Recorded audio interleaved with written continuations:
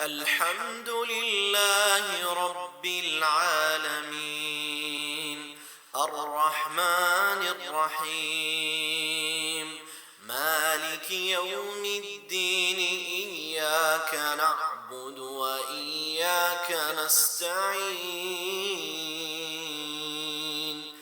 اهدنا الصراط المستقيم صراط الذين أنعمت عليهم غير المغضوب عليهم ولا الضالين.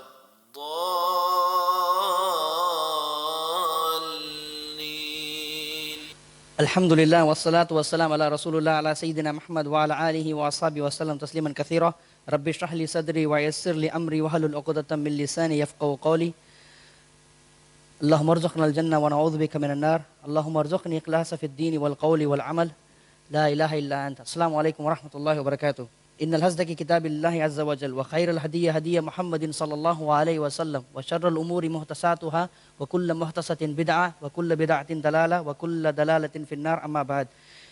அல்லாஹ் சுப்ஹானஹு வ தஆலா போற்றி நபி ஸல்லல்லாஹு அலைஹி வஸல்லம் ஸலவாத்தை செலுத்தி இன்ஷா அல்லாஹ் தஆலா இந்த உரையை ஆரம்பிக்க போகிறோம். இங்கே எத்தனை பேர் ஹனஃபி மஸஹப்லேருந்து வரீங்க ஃப்ரம் ஃபேமிலி பேக்ரவுண்ட்? மற்றதெல்லாம் ஷாஃபி தான் இன்ஷா அல்லாஹ் தஆலா.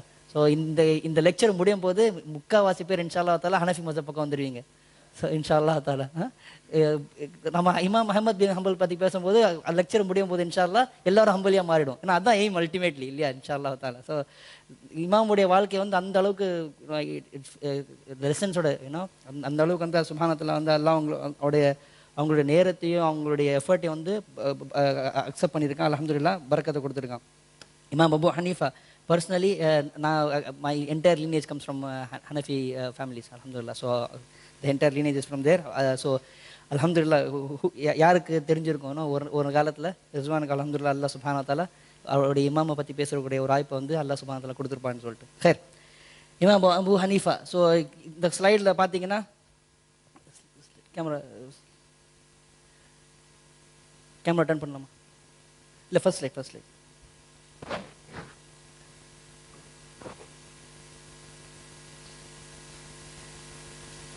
சிஸ்டர்ஸ்க்கு தெரியுதா ஸ்லைட்?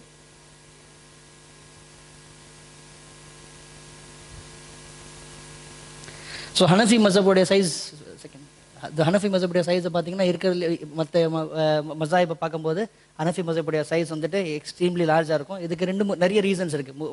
நம்பர் ஒன் ரீசன் கடைசியாக இருந்த ஹலிஃபத் உஸ்மானியா தௌலுல் உஸ்மானியா கடைசியாக இருந்த கலிஃபேட் அவங்க அக்செப்ட் பண்ணி ப்ரோபகேட் பண்ண மஸாஹிப் ஹனஃபி மஸஹபாக இருந்துச்சு. ஸோ அதோட ஹனஃபி மஸஹபோட எக்ஸ்டென்ஷன் அவங்க கவர்ன் பண்ண ஏரியாவில் எஸ்டாப்ளிஷ் ஆகிடுச்சு. அல்லாஹ் ஆலம் அந்த ஹிலாஃபத்துக்கு அப்புறம் வேற ஒரு ஹிலாஃபத்தில் ஒரு வேளை ஷாஃபியோட ப்ரோபகேஷன் இருந்துச்சுன்னா maybe Shafi would have been the biggest. But for all reasons Hanafi மஸஹபோட நேரத்திலே அல்லாஹ் சுப்ஹானஹு வ தஆலா நம்மளை வச்சுருக்கான். இமாம் அபு ஹனீஃபான்றது குனியா பட்டப்பெயர். ஆக்சுவலாக சொல்ல போனோம்னா nobody knows why he actually got that name. யாருக்குமே தெரியாது எதனால் அவருக்கு அந்த பட்டப்பெயர் வந்துருச்சுன்னு சொல்லிட்டு. There is one opinion which is probably the most closest. இருக்கிற ஒப்பீனியன்ஸில் ஏன்னா இமாமோடைய அந்த ஃபெனட்டிசம் அவர் ஸ்டூடெண்ட்ஸ் இல்லாமல் அவங்களுடைய ஸ்டூடெண்ட்ஸ் மத்தியில் வந்துடுச்சு. அதாவது மூணாவது ஜென்ரேஷன் இமாம் அபு ஹனீஃபாவோட டைரக்ட் ஸ்டூடெண்ட்ஸ் அவங்களுடைய ஸ்டூடெண்ட்ஸில் இந்த இமாமோடைய போட்டி அவங்க வர ஆரம்பிச்சிச்சு. ஸோ அவங்க அவங்களோட இமாம் பற்றி எழுதும்போது எக்ஸாஜரேட் பண்ணி எழுத ஆரம்பிச்சிட்டாங்க. ₹1 பேச சொன்னால் ₹100 பேச ஆரம்பிச்சிட்டாங்க. அந்த மாதிரி எக்ஸாஜரேட் பண்ண நிறைய மாறிட்டே வந்துடுச்சு. ஸோ இமாம் அபு ஹனீஃபாவோடைய பட்டப்பேர் the closest name is in the Kufan language Hanaf means ink. So father of ink. So இங்க்னா knowledge, ink represents knowledge. So father of knowledge மாதிரி ஒரு பட்டப்பேர் கிடைச்சிச்சு. எப்போ கிடைச்சிச்சு, எதனால் கிடைச்சிச்சு, no one knows, nobody knows, but the name stuck. அவர் கொடுத்த பேர் இப்போ யாராவது சின்ன வயசுல மொட்டை அடிச்சிருப்பாங்க, மொட்டைன்னு ஒரு நிக் நேம் கொடுத்துருப்பாங்க. அது கடைசி வரைக்கும் அவர் மொட்டையாக தான் இருப்பார். மசாலா அவர் ஃபங்க் வச்சிருப்பாரு, ஆனால் அவருக்கு கடைசி வரைக்கும் மொட்டன் தான் பேர் இருக்கும். ஸோ அந்த மாதிரி தான் இவருக்கு அந்த பேர் பட்ட பேர் கிடைச்சிருச்சு. Next slide. இது கூஃபா உடைய மஸ்ஜித். இமாம் அபு ஹனீஃபா வாழ்ந்த நகரம், அவர் பிறந்த நகரம், அவர் தர்ஸ் கொடுத்த நகரம், ஹனஃபி மஸஹப் ஃபவுண்டேஷன் உண்டான மஸ்ஜித் in Kufa. Next slide. So இந்த ஸ்லைடு வந்து ஜஸ்ட் டிஸ்டன்ஸ் காட்டுறதுக்காக மெயின் ஏரியாவை காட்டுறதுக்காக தான் ரெப்ரசென்ட் பண்ணுது. So Kufa is just on the border of Iraq. சரியா? கர்பலாலேருந்து இங்கே இப்போ உங்களுக்கு தெரியும். So it's very close to Karbala. And from there the Najaf, city of Najaf is 60 miles from southwest of Kufa on the banks of Euphrates, one of the rivers of Jannah. And Baghdad is close by. So by the Imam Abu Hanifa பிறக்கிறதுக்கு முன்னாடி என்னென்ன நடந்துச்சு, ஐ மீன் இதை தான் வந்து நான் ரொம்ப நேரம் வந்து ஷூராவில் வந்து சஜஸ்ட் பண்ணிட்டு இருந்தேன். தயவு செஞ்சு இமாம் ஹசன் இமாம் ஹுசைனை பற்றி வந்துட்டு பேசுங்கன்னு சொல்லிட்டு ரொம்ப நேரம் பேசிட்டு இருந்தேன். ஏன்னா Karbala has happened already. Karbala has happen.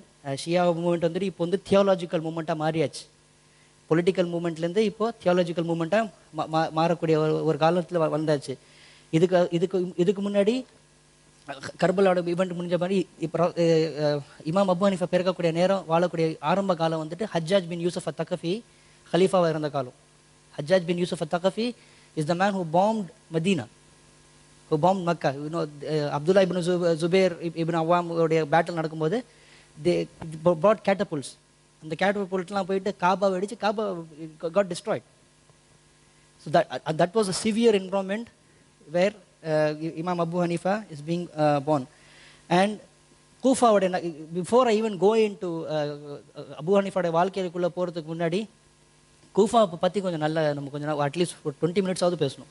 Because the political nature is what drove Abu Hanifa to become what he was. அவருடைய ஒப்பீனியன்ஸ், அவருடைய கருத்துக்கள், அவருடைய ரூலிங்ஸ் எல்லாமே வந்துட்டு அவர் வாழக்கூடிய காலகட்டத்துக்கு ஏற்ற மாதிரி தான் அவரால் வந்து ரூலிங்ஸை பேஸ் பண்ண முடிஞ்சிச்சு. Whereas Imam Shafi, Imam al-Malik, they lived in a different world altogether. ஒரே காலகட்டத்தில் இருந்தாலும் அவங்க வாழக்கூடிய மக்கள், பழகக்கூடிய மக்கள், அங்கே அந்த சுற்று வட்டாரம் வந்து கம்ப்ளீட்டாக வேறு மாதிரி இருந்துச்சு. ஸோ அதுக்கேற்ற மாதிரி தான் அவங்க வந்து அவங்களுடைய ஒப்பீனியன்ஸையும் ஃபத்தாவையும் அவங்க பேஸ் பண்ணாங்க. இன்ஷா அல்லாஹ் தஆலா ஜஸ்ட் கூஃபா பற்றி பார்ப்போம். கூஃபா காங்கர் ஆன நேரம் எப்போ ஃபத்தா ஆச்சு? உமர் இப்னு கத்தாப் ரலியல்லாஹு அன்ஹு ஹலீஃபாவாக இருக்கும் போகிற காலத்தில் ஈராக் வந்து முஸ்லீம் மக்களால் ஓப்பன் செய்யப்பட்டுச்சு. உமர் இப்னு கத்தாப் எந்த பேட்டில்? Battle of Yarmouk. அப்புறம் சாத் இப்னு அபி வக்காஸ் ரலியல்லாஹு அன்ஹு, one of the 10 who was given the glad tidings of Jannah, அஷ்ராத்துல் முபஷிரா பில் ஜன்னா. 10 சஹாபாக்கள் ஒரு சஹாபா சாத் இப்னு வக்காஸ். அவருடைய தலைமையில் he was the first governor. Saad ibn Waqqas governor இருக்கக்கூடிய இடத்துல சாத் இப்னு வக்காஸ்க்கு ஒரு ஸ்பெஷல் டேலண்ட் இருந்துச்சு. அவர் எந்த இடத்துல போனாலும் அங்கே இருக்கிற மக்களுடைய ட்ரெடிஷன்ஸையும் கல்ச்சரையும் நல்லா வளர்த்து விட்டுட்டு வருவார். although Islam would have been in their core, he will always encourage the core traditions to grow. அங்கே வாழக்கூடிய மக்களுடைய சம்பிரதாயமும் அவங்களுடைய பழக்க வழக்கங்களும் நல்லா வந்து உயர்த்தி வந்து நல்ல நிலைமைக்கு வந்து கொண்டக்கூடிய ஒரு கெப்பாசிட்டி வந்து சாத் இப்னு வக்காஸ்க்கு இருந்துச்சு. அவருடைய கவர்னர்ஷிப்பையும் அந்த மக்கள் குறை சொன்னாங்க. இது வந்து உமர் காலத்தில் நடக்குது. இன்னும் அலி வரல, உஸ்மான் வரல, எதுவுமே வரல. அந்த நேரத்தையே வந்து இவர் வந்து இது ஆக்சுவலி கேம் வித் கம்ப்ளைண்ட். கூஃபாலேருந்து மக்கள் கிளம்பி உமர் ரலியல்லாஹு அன்ஹு கம்ப்ளைண்ட் பண்ண வந்தாங்க. சாத் இப்னு அபி வக்காஸை கூப்பிட்டு வந்து கேள்வி பதில் ஒரு ஆக்சுவல் கோர்ட் கேஸ் மாதிரியே நடந்துச்சு. Ultimately, Saad ibn Waqqas was left free because these people were actually blaming him for nothing. So அந்த மாதிரி மென்டாலிட்டி உள்ள மக்கள், இவங்களால யாருமே சந்தோஷப்படுத்த முடியாது. ஸோ அதுக்கப்புறம் இன்னொரு சஹாபா வந்து உமர் இப்னு கத்தாப் ரலியல்லாஹு அன்ஹு கவர்னர் அனுப்பாங்க. அவர் கூடயும் பிரச்சனை. கடைசியாக உமர் இப்னு கத்தாப் இப்னு மசூத், அப்துல்லா இப்னு மசூதை கவர்னராக அனுப்புகிறாங்க. அனுப்பும்போது என்ன சொல்கிறாங்க? அந்த லெட்டரோட என்ன அனுப்புகிறாங்க? எனக்கு எது ரொம்ப பிடிச்சிருக்கோ அதை உங்களுக்கு கொடுத்துருக்கேன். So I preferred you over my self. எனக்கு இவர் மதீனா விட்டு போகிறதுல எனக்கு எந்த வித வந்து உடன்பாடும் கிடையாது. ஆனால் உங்களை சீர் செய்கிறதுக்காக இவரை நான் அனுப்பிச்சிருக்கேன். இவர் வந்த பிறகு நீங்கள் திருந்தலைன்னா உங்களை அல்லாஹ் தான் காப்பாற்றுன்ற மாதிரி ஒரு லெட்டர் எழுதி அனுப்பிச்சிட்டாரு. முடிஞ்சு போச்சு, உங்களால் ஒன்றுமே பண்ண முடியாதுன்ற மாதிரி அனுப்பிச்சிட்டாரு. இப்போ இப்னு மசூத் வராரு.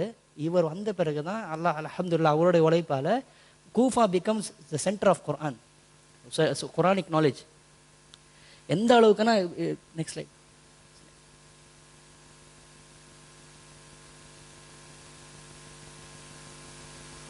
City of Kufa in Islamic world. I'll come back to this slide. திரும்பி I'll come back to this slide.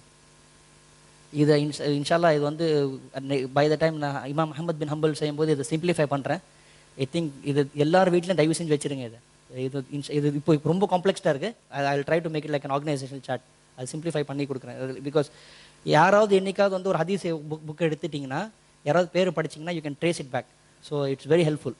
At least நீங்கள் நடுவில் ஒரு 30 பேர் வருவாங்க, அவங்களெல்லாம் விட்டுட்டு மெயின் ரூட்ஸ் வந்து நீங்கள் கனெக்ட் பண்ணலாம். அந்த அளவுக்கு வந்து it's very good chart. And scale that the person who actually made it, I think he mustn't have had time, so he has just concised it. So இன்ஷா அல்லாஹ் தஆலா ஹைர். ஸோ உமர் இப்னு கத்தாபுடைய காலத்தில் அப்துல்லா இப்னு மசூத் வந்துட்டு 14 ஹிஜ்ரியில் கூஃபாவுடைய கவர்னராக வராங்க. வந்த பிறகு அவர் ரெசிடென்சி எடுத்த பிறகு 70 minimum 1000 companions migrated and took residencies there after that. இவர் போன பிறகு பிகாஸ் ரசூலுல்லாஹி ஸல்லல்லாஹு அலைஹி வஸல்லம் மறைவுக்கு பிறகு சஹாபாக்கள் யாருமே வந்து மதீனால இருக்கிறதோட ஃபர்ஸ்ட் மனசு வரல. பத்தாவது குறைக்கு ஜிஹாத் ஃபீ சபீலில்லாஹ் எல்லாருமே வந்து அல்லாஹ்வுடைய பாதையில் வந்து போரில் இருந்தாங்க. ஸோ யாராலையும் வந்து மதீனால இருக்க முடியல. ஸோ ஆல்மோஸ்ட் 1000 சஹாபிஸ் companions settled there and 70 were from the participants of Badr and 300 participants from Bayatur Ridwan. Bayatur Ridwan எப்போ?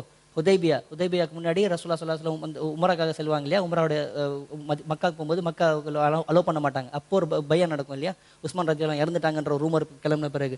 அண்ட் இந்த முக்கியமான கம்பேனியன்ஸ் யார் யாருன்னா Saad ibn Abi Waqqas himself, Abu Musa al Ashari, Hudhaifa ibn Yaman, Ammar ibn Yasir, Abdullah ibn Abi Awf. So these are the major சஹாபாஸ் who are there. Next slide. Then Umar ரலியல்லாஹுக்கு அப்புறம் அடுத்த கலீஃபா உஸ்மான் ரலியல்லாஹுனுடைய கலீஃபால வராங்க. உஸ்மான் ரலியல்லாஹு வந்தவன் என்ன பண்ணுறாங்க? முகிரா இப்னு ஷூபா, முகிரா இப்னு அல் Walid Mughira இப்னு ஷூபா வந்துட்டு உஸ்மான் ரலியல்லாஹு கவர்னராக சேஞ்ச் பண்ணுறாங்க. இது வந்து எல்லா கலீஃபாவுடைய ஒரு சுன்னாவாக இருந்துச்சு. அவங்க எப்போ பொறுப்பில் வந்தாங்களோ வந்தவுடனே ஃபர்ஸ்ட் என்ன பண்ணுவாங்க? தில் சேஞ்ச் ஹெட்ஸ். எல்லாருடைய பொறுப்புகளையும் சேஞ்ச் பண்ணி தில் start fresh. Every once will start fresh. And அவங்களுடைய சிஸ்டம் மேனேஜ்மெண்ட்டும் வேறு மாதிரி இருக்கும். எல்லாருடைய ஃபாரின் அஃபேர்ஸும் அவங்களுடைய பொலிட்டிக்கல் மேனேஜ்மெண்ட் சிஸ்டமும் டிஃப்ரெண்ட்டாக இருக்கும். நம்ம சீரியல் நம்ம கவர் பண்ணியிருக்கோம் அல்ஹம்துலில்லாஹ். ஸோ அபூபக்கருடைய ஹிலாஃபத்துக்கும் உமருடைய ஹிலாஃபத்துக்கும் sky heaven and earth difference. அந்த அளவுக்கு வந்துட்டு the minds were different, different people also. So Mughira ibn Shuba போகிறாங்க. நம்ம உஸ்மான் ரலியல்லாஹு ஹிலாஃபால அதை பற்றி பேசியிருந்தோம். போன பிறகு கூஃபாவுடைய மக்கள் வந்து என்னென்ன செஞ்சாங்கன்றதை பிரச்சனை பண்ண ஆரம்பிச்சிட்டாங்க. Rebels started coming and who was the man who plotted? மௌல்வி ரொம்ப கஷ்டப்பட்டு திரும்பி அதை பற்றி ஒரு ஃபுல் லெக்சரே கொடுத்தார். After Usman he gave a whole talk about the Shia itself and he started with that. I listened to it. Alhamdulillah, I was not here but I listened to it. What was the name of the man? The Jewish man who became Muslim? Abdullah ibn Sabah, the Sabaeans, right? So Ibn Sabah is there. He was in Kufa. He created all the fuss and then he goes to Egypt. So he started the fitna there and he goes out. And அப்புறம் மக்கள் என்ன பண்ணுறாங்க? அல் முகிரா இப்னு ஷூபா பற்றியோடைய complaint எடுத்துட்டு தான் உஸ்மான் கிட்டே வராங்க. இவர் எங்களுக்கு வேணாம், நீங்கள் வந்து கவர்னரை மாற்றுங்கன்ற மாதிரி தான் வராங்க. அப்போது வலீத் இப்னு உக்பாவை உஸ்மான் ரலியல்லாஹு அன்ஹு திரும்பி அந்த பொசிஷனுக்கு வைக்கிறாங்க. அதுக்கப்புறம் கூட ரெபல் போராட்டம் நடக்குது. உஸ்மான் ரலியல்லாஹு அன்ஹு கொல்லப்படுறாங்க. அதுக்கப்புறம் இந்த ஃபித்னாவுடைய சுச்சுவேஷனில் வேர் த ரெபல்ஸ் ஆஃப் கேப்சர்ட் மதீனா, இந்த சுச்சுவேஷன்லாம் அலி ரலியல்லாஹு அன்ஹு ஹலீஃபாவாக பொறுப்பேற்கிறாங்க. பொறுப்பேற்ற உடனே ஹலீஃபா என்ன பண்ணுறாங்க? முதல் வேலையாக the capital is change. For the first time in Islamic history the capital goes out of Medina. தலைநகரத்தை வந்துட்டு மதீனாலேருந்து தூக்கிட்டு போய் எங்கே மாற்றுறாங்க? கூஃபாவுக்கு மாற்றுறாங்க. அலி ரலியல்லாஹு அன்ஹு goes and settles in Kufa. And we told why, எதனால் அந்த காரணம் கூட நம்ம சொன்னோம். என்னாச்சு? கிளம்பும்போது battle of Jamal, then battle of Siffin, all that happen. Then he eventually settled in Kufa. கூஃபாவில் இருக்கும்போது தான் அலி ரலியல்லாஹு அன்ஹு கொல்லப்படுறாங்க. மஸ்ஜிதில் கொல்லப்படுறாங்க. ஃபஜருக்கு அப்புறம் கொல்லப்படுறாங்க. யார்? அப்துல்லா இப்னு முல்ஜம் தி ஹவாரிஜ். அதுக்கப்புறம் யாரோட ஹிலாஃபா வருது? ஹசன் ரலியல்லாஹு அன்ஹுடைய ஹிலாஃபா வருது. அது எத்தனை மாதம்? 6 மாதம். இந்த 6 மாதத்தில் முக்கியமான ஒரு விஷயம் நடக்குது. என்ன நடக்குது? ஹசன் ரலியல்லாஹு அன்ஹு தன்னுடைய ஹிலாஃபத்தை வந்துட்டு முஆவியா ரலியல்லாஹு அன்ஹுக்கு கொடுத்துட்றாங்க. சண்டை வேணாம், சச்சரவு வேணாம், எனக்கு மக்களுடைய நலன் தான் முக்கியம், எனக்கு இந்த ஹிலாஃபாவில் எந்த வித உடன்பாடும் கிடையாது, எனக்கு தேவையில்லை, நீங்களே பொறுப்பெடுத்துங்கன்னு சொல்லிட்டு பொறுப்பை மனப்பூர்வமாக கொடுத்துட்றாங்க. இது கொடுத்த பிறகு என்ன ஆகுது? டோட்டல் வார் ஸ்டாப் ஆகிடுச்சு. கம்ப்ளீட்டாக வந்து வார் ஸ்டாப் ஆகிடுச்சு. அதுக்கப்புறம் ஹசன் ரலியல்லாஹு அன்ஹு வந்து பாய்சனிங் நடக்குது. அதுக்கப்புறம் கர்பலாவோட ஈவெண்ட் நடக்குது. All this happens by 26 Hijri, all of this, 62 Hijri, all of this has happened. இந்த எல்லா ஈவெண்ட்டுமே நடந்து முடிஞ்சிருது. இப்போ கர்பலா முடிஞ்சாச்சு. முஆவியா ரலியல்லாஹு அன்ஹு வாழக்கூடிய காலத்தில் what is the dynasty called? Khalifatul Dawla of Umayyads, the Umayyah. Okay, the Masjid of Umayyi, the famous masjid in Damascus. What is the significance? Enna significance of Umayyi Masjid? This is where Isa bin Maryam alayhi salatu wasalam will descend on the eastern pillar. Khair. So that is what happens. கூஃபன் மக்களுக்கும் பனு உமையத்ஸ்க்கும் என்றைக்குமே வாய்க்கா தகராறு தான் ஆரம்ப காலத்துலேருந்து. அவங்களுக்கு எந்த வித உடன்பாடும் இந்த ஹலீஃபத்தில் இல்லை. ஏன்? எதனால்? பாதி ஹவாரிஜுகள் இங்கே தான் இருக்காங்க. பாதி அந்த மென்டாலிட்டியே வந்துட்டு இங்கே தான் இருக்குது. ஆரம்ப காலத்துலேருந்தே அஹ்லுல் பைத்தை வந்து இவங்க விட்டுட்டாங்க. அஹ்லுல் பைத்தை அந்த கான்ஸ்பிரன்சி எல்லாமே ஃபவுண்ட் ஆன இடம் இங்கே தான். So they never actually like, but they just went with the flow. எப்படி காலம் போயிட்டு இருக்கு, காலம் போன காலத்து நம்மளும் போயிட்டு இருப்போன்ற மாதிரி போயிட்டு இருக்காங்க. முஆவியா ரலியல்லாஹு அப்புறம் அவருடைய ஆட்சியில் எந்த பிரச்சனை, he works justly, he was a just ruler and he dies in the state. When he dies, before he passes away, he appoints who? His son Yazid ibn Muawiyah. Then Karbala has happened, and then in his khilafah Hussein is killed. Muslim அவருடைய khilafah Hussein radiyallahu anhu, Hussein ibn Abi Talib கொல்லப்படுறாங்க. Family of Rasulullah sallallahu alaihi wasallam is destroyed completely. Muslim ibn Aqil, the cousin brother, Muslim ibn Aqil. Aqil is the brother of Ali. Muslim is the cousin of, first cousin of Al-Hasan and Al-Hussein. அவங்களுடைய first கசன், அவங்க கொல்லப்படுறாங்க. And Hani Ibn Urwa. இன்றைக்கும் நீங்கள் மஸ்ஜிதோட கூஃபாக்கு போனீங்கன்னா ஆரம்ப காலத்தில் support பண்ண, அதாவது ஹுசைன் ரலியல்லாஹு அன்ஹு சப்போர்ட் பண்ண சஹாபாக்களுடைய கபர்களை நீங்கள் அங்கே பார்க்கலாம். ஸோ இந்த ஹானி இப்னு உர்வா, முஸ்லிம் இப்னு அகீல், இவங்களோட கபர் வந்து இன்னும் மஸ்ஜிதில் நீங்கள் பார்க்கலாம். இதுக்கப்புறம் உமையத் டைனஸ்டி எக்ஸ்பேன்ஷன் ஆகுது. More corrupted khalifas come. இதுக்கப்புறம் வர எல்லாருமே வந்து கரப்டடாக இருக்காங்க, except one person. Who was that? The famous of all of the Khalifas after Muawiyah in the Umayyad dynasty, Umar ibn Abdul Aziz. He was the great grandson of Umar radiyallahu anhu from the daughter side. From the father, from Umar ibn Abdul Aziz side. Amma oda line la irundhu kullu tata oda tata. So great grandfather. So அவர் வந்த பிறகு he tries to normalize the situation. திரும்பி வந்து எல்லாம் political situation normal ஆயிட்டு he gives the rights to Ahlul Bayt, he respects the family of Rasulullah sallallahu alaihi wasallam. So சண்டை சச்சரவுலாம் இல்லாமல் பழைய காலத்து, அதாவது உமர் இப்னு கத்தாபுடைய காலத்தில் எந்த அளவுக்கு வந்து சீரும் செருப்போட மக்கள் இருந்தாங்களோ அதே மாதிரி மக்கள் போக ஆரம்பிச்சிடறாங்க. எந்த அளவுக்குன்னா அஹ்லுல் பைத்தோட மக்கள் எல்லாம் சொல்ல ஆரம்பிக்கிறாங்க, இவரை மாதிரி ஒருத்தர் இருந்துட்டாங்கன்னா இனிமேல் வந்து பிரச்சனையே இல்லை, I mean there's no more problem after this man என்ற மாதிரி. But what happens? His khilafah is only for 5 years. He passes away. Then who comes across? Marwan comes. And then Hisham ibn Abdul Malik. So Hisham was also a problematic man. Then all of the issues on the ஆரம்பிச்சது. So இது வந்து in terms of the dynastic rule. இப்போ I'll talk about the groups, different types of groups which were there. First was the Alawi. Alawi இன்னியோட காலகட்டத்தில் it means completely different altogether. Alawi in those days meant the family of Rasulullah sallallahu alaihi wasallam, Ahlul Bayt. The family, the descendants from the family of Rasulullah sallallahu alaihi wasallam, Rasulullah sallallahu alaihi wasallam உடைய சங்கதிகள்.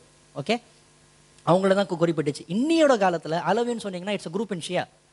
So Bashar al-Assad is the Alawi, right? So இவங்க என்ன believe பண்ணுறாங்க, ஜிப்ரீல் அலைஹிஸ்ஸலாம் வந்து வஹியை வந்து மௌல்வி வந்து அவருடைய ஸ்பீச்சை சொல்லிட்டு இருந்தார். ஜிப்ரீல் அலைஹிஸ்ஸலாம் வந்துட்டு வஹியை கொண்டு வந்து ரசூலுல்லாஹ் ஸல்லல்லாஹு அலைஹி வஸல்லம் அலி கொண்டு வந்தாங்க. அலி தூங்கிட்டு இருந்தாங்க. அப்போ என்ன பண்ணாரு, சரி இவருக்கு பரவாயில்ல அவர் கொடுத்துட்டு போவோம்னு சொல்லிட்டு முகமது ரசூலுல்லாஹ் ஸல்லல்லாஹு அலைஹி வஸல்லம் கொடுத்துட்டு போயிட்டான்ற அந்த அளவுக்கு வந்து ஒரு மடத்தனமான ஒரு ஈமானை வந்து அக்கீதா வந்து இந்த குரூப் வந்து வச்சுக்கிட்டு இருக்கு. ஸோ இது வந்து ஒரு குரூப். ரெண்டாவது குரூப் வந்துட்டு ஆப்வியஸ்லி தி எக்ஸ்ட்ரீமிஸ்ட் குரூப் ஹவாரிஜ். இவங்க வந்து இந்த நேரத்தில் வந்து பீக்கில் இருக்காங்க. அங்கங்கே செக் பாயிண்ட் வச்சுக்கிட்டு இவங்க அராஜகம் பண்ணிட்டு இருக்காங்க. யார் செக் பாயிண்ட்ல மாட்டினாலும் இவங்களை கொஸ்டின் கேட்பாங்க. கொஸ்டின் கேட்டு இவங்களுடைய லாங்குவேஜ்ல ஆன்சர் பண்ணலன்னா அஸ்ஸலாமு அலைக்கும் இன்னல்லாஹி வ இன்னா ராஜிஊன் கொண்டுருவானுங்க. அந்த மாதிரி வந்து அந்த அளவுக்கு ஒரு எக்ஸ்ட்ரீம் மென்டாலிட்டியோட இருக்கக்கூடிய ஒரு கூட்டம் இவங்க. ரெண்டாவது. மூணாவது Christians are at its peak because Kufa was already a pagan land. மஜூசி எல்லாரும் ஃபயர் வர்ஷிப்ஸாக இருந்த ஒரு இடம். ஆல்ரெடி வந்து இட் வாஸ் நம்ம கண்டெம்பரரி ஹிஸ்ட்ரி படித்தாலே வந்துட்டு Babylon is the first of the civilizations in documented history. நம்மளுடைய 10,000 years of civilizationல first civilization is Babylon. I mean according to recorded. I mean, of course you can dispute. There's more sense, அதுக்கு நடிகை கூட இருக்குன்னு நான் சொல்லலாம். But what I'm trying to say is it was a cultural hub site. எல்லா மக்களும் வரக்கூடிய travel பண்ணக்கூடிய ஒரு நகரமாக இருந்துச்சு. So Christians were there. And then now there are Greek philosophers also. இப்போ என்ன நடக்குதுன்னா knowledge has reached its peak. Muslim scholars are translating work of Aristotle and Plato in the Greek scholars ஓட எல்லா வரைக்கும் வந்து டிரான்ஸ்லேட் பண்ண ஆரம்பிச்சிட்டாங்க. இப்போ வந்து ரீசனிங்லாம் வந்து மக்கள் வந்து பண்ண ஆரம்பிச்சிருக்காங்க. So philosophy comes in. இப்படி என்ன அப்படி ஆனால் என்ன இது மாதிரி கேள்வி ஹைப்போதெட்டிக்கல் ஹைப்போதசிஸ் எல்லாம் வந்து இப்போ மக்கள் மத்தியில் வந்து பரவலாக வர ஆரம்பிச்சிடுது. நாலாவது குரூப் ஏத்திஸ்ட். ஏத்தியஸ் வந்துட்டு தட்ஸ் இட், ஒரு லைஃப் செத்தா முடிஞ்சு போச்சு. அந்த இந்த குரூப் கூட இருக்காங்க. சரியா? சுப்ஹானல்லாஹ், அல்லாஹ் வந்து எல்லா காலத்துக்கும் ஒரு ஒரு ஸ்காலர் வந்து உண்டாக்குவான். அந்த காலத்துக்கு இத்தனை குரூப்ஸ் வந்து ஹேண்டில் பண்ற மாதிரி அல்லாஹ் சுப்ஹானஹு வ தஆலா இமாம் அபூ ஹனீஃபாவை இந்த மாதிரி ஒரு சர்க்கிள்ல வந்து அனுப்புறான். சுப்ஹானல்லாஹ். சரி, ஸோ இந்த குரூப் இருக்காங்க. தென் there was another group which is the Abbasiyads. Abbasiyads are descendants from Abdullah ibn Abbas radiyallahu anhu. அவருடைய சங்கதியர்கள். ஸோ உமவி வந்து யாரு? முஆவியாவுடைய சங்கதியர்கள். So Muawiya goes back to Usman radiyallahu anhu. So அந்த ஃபேமிலி, அந்த lineage. again Quraysh, you need to go back to Quraysh. கினானால திரும்பி வரணும் நம்ம. ஸோ டே 1க்கு போகணும். சரியா? ஸோ இந்த ஃபேமிலி, இந்த பேசிக்லி தே ஆர் ஆல் ஒரு இடத்துல தான் வராங்க. ஒரு கொள்ளு தாத்தால தான் எல்லாரும் வராங்க. But then they're still fighting against each other. And Abbasis என்ன பண்றாங்க? They're trying to come to power, political power gain பண்ணி உமவியஸ் வந்துட்டு ஓவர் த்ரோ பண்றதோட முயற்சியில் இருக்காங்க. சரி, இது வந்து different types of groups. In this situation there are different schools which already existed. அதாவது இமாம்கள் வரதுக்கு முன்னாடி, இமாம் மாலிக், இமாம் அபு ஹனீஃபாலாம் வரதுக்கு முன்னாடியே there were already established schools. Which were the schools? They were basically 3 groups of people in terms of scholars. Those schools. First one, Ahlul Rai, the people of reasoning, the people of opinion. So these people will reason. அதாவது ஒரு ஹதீஸை எடுத்து படிச்சாங்கன்னா they will try to understand the context, they will try to understand where எங்கே போய் imply பண்ணணும், எங்கே apply பண்ணணும், அந்த அளவுக்கு வந்து திங்க் பண்ண ஆரம்பிப்பாங்க. So they will apply their logical reasoning. Those group of scholars, they won't reject hadith. This is a misconception. அஹ்லுர் ராய் வந்து ஹதீத்தை ஒத்துக்க மாட்டாங்க. அதாவது ஹனஃபி மஸஹப்ல ஹதீஸ் வந்து they don't take it into consideration. This is a misconception, unfortunately, and we will cover that inshallah taala. Second group, ahlul hadith. Ahlul Rai first, before I go to Ahlul Hadith. Ahlul Rai எங்க இருக்காங்க? Kufa, Basra, Baghdad, this part of the land, because of the political nature of this land. So people have to reason why atheists வந்து challenge பண்ண ஆரம்பிச்சிட்டாங்க, Christians வந்து challenge பண்ண ஆரம்பிச்சிட்டாங்க, pagans திரும்ப challenge பண்ண ஆரம்பிச்சிட்டாங்க. ஸோ நவ் இமான் இஸ் அண்டர் த்ரெட். ஃபிலாசபர்ஸ் வந்து சேலஞ்ச் பண்ண ஆரம்பிச்சிட்டாங்க. ஸோ இவங்களோட கம்பீட் பண்ணுறதுக்காக scholars had to rise to that level. அந்த லெவலுக்கு வந்து அவங்களோட இன்டெலெக்சுவலாக ரீசன் பண்ணுற அளவுக்கு வந்து டிபேட் பண்ணுற அளவுக்கு வந்து they had to grow up. So அதுக்கேற்ற மாதிரி this school was established in Medina, in Mecca, in the Hijaz area. Ahlul Hadith, people of Hadith, because still Hadith is still strong there in that part of the world. And this is where Imam Malik comes. Imam Malik வாழ்ந்த நகரம் Medina, மதீனத்துல் முனவ்வரா வாழ்றாங்க, அங்கே தான் இறக்குறாங்க. அஹ்மத் இது பண்ணுறாங்களா மலிக்? இன்ஷால்லா சரி, அவர் கவர் பண்ணுவார் இன்ஷால்லா. ஸோ மதீனத்துல் முனவ்வரால வாழக்கூடிய இமாம் மாலிக் இருக்காங்க. ஈஜிப்ட், ஷாம், இது எல்லாமே வந்துட்டு அஹ்லுல் ஹதீஸ் உடைய மக்கள் இருக்காங்க. ஈஜிப்ட்ல வந்து another famous scholar, Layth ibn Sa'd, even he had a mazhab of himself. It survived for 60 years and then it went off. Allahu alam. Then Lebanon is modern day Sham, right? So அந்த காலத்துல Sham, Imam al-Awza'i, he was like the head of that part. I mean, anything related to hadith, he is the authority. And Imam Awza'i in many occasions, நிறைய சிச்சுவேஷன்ஸ்ல வந்துட்டு Abu Hanifa வந்து condemn பண்ணியிருக்காங்க. He's been very strong in terms of the way he had given fatwa and so on and so forth, and he had his reasoning for that. So this is Ahlul Hadith. Next group is the Zahiri, the people who took the apparent meaning of things. If they read a statement, exact literal meaning, they won't reason, they won't apply, they won't understand the context, அப்படியே apply பண்ணுவாங்க, which is obviously the extreme case. And this was found by a man named Dawood ibn Ali al-Zahri. So this is another man. So these were all the people. Kufa becomes a center where fabrication of hadith is at its peak. Fabrication of hadith வந்து it's like daifan hadith, weak, மௌது, totally சொல்லவே இல்லை ரசூலுல்லாஹ் ஸல்லல்லாஹு அலைஹி வஸல்லம் அந்த அளவுக்கு வந்து உருவாக்கம். எப்படின்னா ஒரு உதாரணத்துக்கு சொல்கிறேன். ரசூலுல்லாஹ் ஸல்லல்லாஹு அலைஹி வஸல்லம் said, this is actually, I'm not giving exact details, அப்படியே சொல்கிறேன். ரசூலுல்லாஹ் ஸல்லல்லாஹு அலைஹி வஸல்லம் சொன்னாங்க, இந்த மாதிரி ஒரு காலத்தில் இந்த ஊரில் ஒரு ஆள் பிறப்பான், இந்த ஆள் இந்த இடத்துக்கு வருவான், இந்த ஆள் இந்த இடத்துக்கு வந்து அவனை கொன்றுங்க. ஹதீத். ஸோ இது மக்கள் தான் ஹதீத், அவர் கொன்றுங்க, முடிஞ்சு போச்சு. இந்த மாதிரிலாம் யூஸ் பண்ண ஆரம்பிச்சிட்டாங்க. இன்னொரு இடத்துல வந்துட்டு ரசூலுல்லாஹ் ஸல்லல்லாஹு அலைஹி வஸல்லம் ரேசிஸ்ட் ஹதீத், அந்த மாதிரி நிறைய இருக்குது நம்மக்கிட்ட. ரசூலுல்லாஹ் ஸல்லல்லாஹு அலைஹி வஸல்லம் சொல்லியிருக்காங்க, சொன்ன மாதிரி ஃபேப்ரிகேட்டட் ஹதீத். ரசூலுல்லாஹ் சொல்கிற மாதிரி சொல்கிறாங்க. அவங்க என்ன சொல்கிறாங்கன்னா, ஜன்னாவுடைய மக்களுடைய லாங்குவேஜ் வந்து அரபிக்கு, ஜஹன்னமுடைய மக்களுடைய லாங்குவேஜ் வந்துட்டு ஃபார்சி. ஸோ கூஃபாவில் இருக்கிறவங்க எல்லாரும் மக்களும் ஜஹன்னமி, அந்த மாதிரி. ஸோ இந்த மாதிரி வந்து கண்டெம்ப்ளேட் கூட பண்ண முடியாது அபத்தமான வந்து ஹதீஸை வந்து மக்கள் உருவாக்க ஆரம்பிச்சிட்டாங்க. ஸோ இதனால ஹதீத் அக்செப்ட் பண்ணுறதுக்கு முன்னாடி அந்த ஏரியாவில் வாழக்கூடிய எந்த இமாமோ they will think 1000 times, check verification மேலே வெரிஃபிகேஷன், ஸ்ட்ராங் ஹதீத் எல்லாரும் அக்செப்ட் பண்ணுற ஹதீத்தாக இருந்தால் மட்டும்தான் அதை டேக் பண்ணி then they will apply it in their rulings. இல்லைன்னா என்ன பண்ணுவாங்க, if there is minute room for doubt they'll not say anything wrong, they won't take it. இது எப்படி வெளில நியூஸ் போச்சு, they are rejecting hadith. So for பல decades, for many decades, Imam Malik and Imam Abu Hanifa thought, they were two extremes, they were two poles. Imam Malik for a long time thought that Imam Abu Hanifa is someone who rejects hadith. He has no understanding of sunnah and he is just using his reasoning அளவுக்கு வந்து he thinks. But when Imam Abu Hanifa migrates, we will see that in the Sirah very soon. அவர் migrate பண்ணி 6 வருஷத்துக்கு வந்து மக்கால வந்து வாழும்போது தான் he meets Imam Malik and that point in time, and that's when the interaction happens. எந்த அளவுக்குனா ரெண்டு பேரும் மீட் பண்ணுவாங்க, மீட் பண்ணிட்டு மீட்டிங் முடிஞ்சு வெளில க்ளோஸ் ரூம் கான்வர்சேஷன், ஸ்டூடெண்ட்ஸ்லாம் யாருமே கிடையாது, ரெண்டு பெரிய தலைங்களும் வந்து உள்ளே போயிட்டு தேர் ஜஸ்ட் ஹேவிங் அ டிப்ளமேட்டிக் கான்வர்சேஷன்ற மாதிரி எந்த அளவுக்கு பேசிட்டு வருவாங்கன்னா, வெளில வரும்போது இவரோட துணிலேருந்து வேர்த்து கொட்டி வேர்த்து வெளில வருவார், அவர் வேர்த்து ஏன்னா அந்த அளவுக்கு there at that level, they can talk at that extreme heights. And this is when the bridging happened. To the extent Imam Abu Hanifa sent his student Abu Yusuf to study under Imam Malik, who thought Imam Shafi'i, who thought Imam Ahmad bin Hanbal. So that's where that chart will come back. So all of the Imams ultimately, that's why if you study Imam Abu Hanifa's mazhab, and all the mazhabs will actually sit under it.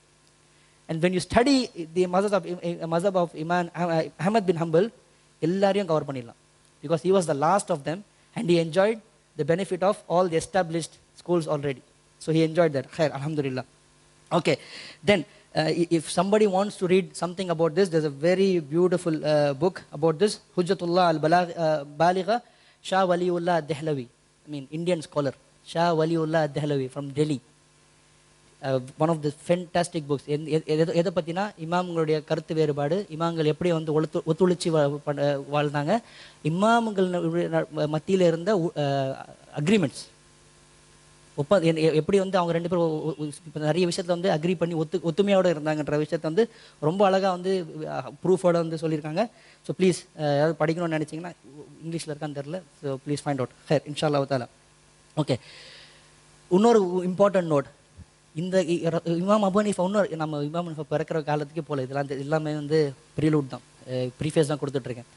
இமாம் Abu Hanifa பிறக்கிறதுக்கு முன்னாடி எல்லா நகரத்துலேயும் I mean when I say everyone, everywhere, Basra, Kufa, Medina, Mecca, ஹிபா, Sham, Baghdad, Yemen, எல்லா important Islamic சிட்டிஸ்லேயும் வாழக்கூடிய உலமாக்கள் யாருன்னு பார்த்தீங்கன்னா அஜ்மி. எல்லாருமே நான் Arabs. The first mufti of Makkah was a Sudanese, Ata ibn Rabah rahimahullah. So இந்த மாதிரி ஒரு காலகட்டத்தில் வந்து அஜ்மீஸ் have just taken over. இமாம் al-Bukhari அஜ்மி, ரைட்? நம்ம இந்த சீரல் மௌலவி வந்து பேசிட்டு இருந்தாங்க இல்லையா? ஸோ அந்த அளவுக்கு வந்துட்டு the new population, the non-Arab population has taken over. ஒரு ஆக்சுவல் ஒரு ஜோக் இருக்கும், அபு லைலான்னு சொல்லிட்டு ஒரு one of the famous scholars, அவர்கிட்ட Isa ibn Musa, Jesus the son of Moses அப்படின்ற ஒரு ஆள். ஸோ அவர் வந்துட்டு அபு லைலா கிட்ட வந்து பேச வராங்க. He wants to ask about வந்துட்டு கூஃபாவில் வந்து யார் இருக்கா, கூஃபாவில் வந்து யார் இப்போ வந்து உலமாவாக இருக்காங்கன்னா, அப்போ அவர் சொல்கிறாங்க ஹசன் அல் பஸ்ரி, இபின் சீரீன், இவங்க அரபா அப்படின்னா இல்லை அப்படின்னா, அப்போ யாருன்னா அஜ்மி அப்படின்றாங்க. ஓ அப்படியா, இவர் வந்து நசபியா, இவர் வந்து லீனேஜ் அரபு வெறியர் அந்த மாதிரி ஒரு கேரக்டர் உள்ள ஒரு ஆள். அவர் கேட்குறாரு, சரி மக்கால யார் இருக்காருன்னா அப்படின்னா அவங்க சொல்கிறாங்க Ata ibn Rabah, ibn Jubair and Mujahid, the famous scholar of tafsir. So இவங்கெல்லாம் அரபு மக்கள் அப்படின்னா இல்லை, இவங்களாம் அஜ்மி அப்படின்றாங்க. ஸோ இந்த மாதிரி அடுத்தது யார் அப்படின்னா ஹிபால யார் இருக்கா அப்படின்னா ஜவுத் இபின் அஸ்லம் அண்ட் இபின் மஹ்ரஜ் அப்படின்னு இருக்காங்க. அவங்க யார் அப்படின்னா அவங்களும் அஜ்மி. ஸோ அந்த மாதிரி you will go on all the way. அதுக்கப்புறம் கடைசியில் வந்து அபு லைலா சொல்வார், நான் கடைசியில் வந்து கூஃபாக்கு வந்தேன். கூஃபாக்கு வந்து சொல்லும் போது இவருக்கு மூச்சு வாங்க ஆரம்பிச்சிருச்சு. அதாவது இவரால் டைஜஸ்ட் பண்ண முடியல. என்னடா ஆச்சு, நம்ம ஊருக்காரங்களாம் என்ன எங்கே போயிட்டாங்கன்ற மாதிரி வந்து அவரோட அதை ஜீரணம் செய்யவே முடியல.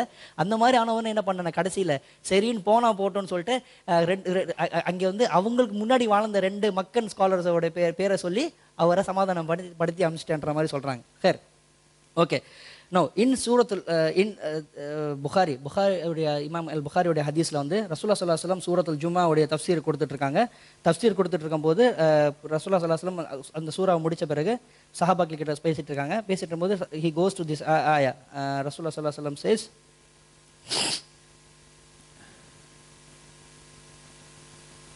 وآخرين منهم لما يلحق بهم. Rasulullah sallallahu alaihi wasallam reads the ayah which means others from them who have not yet joined them.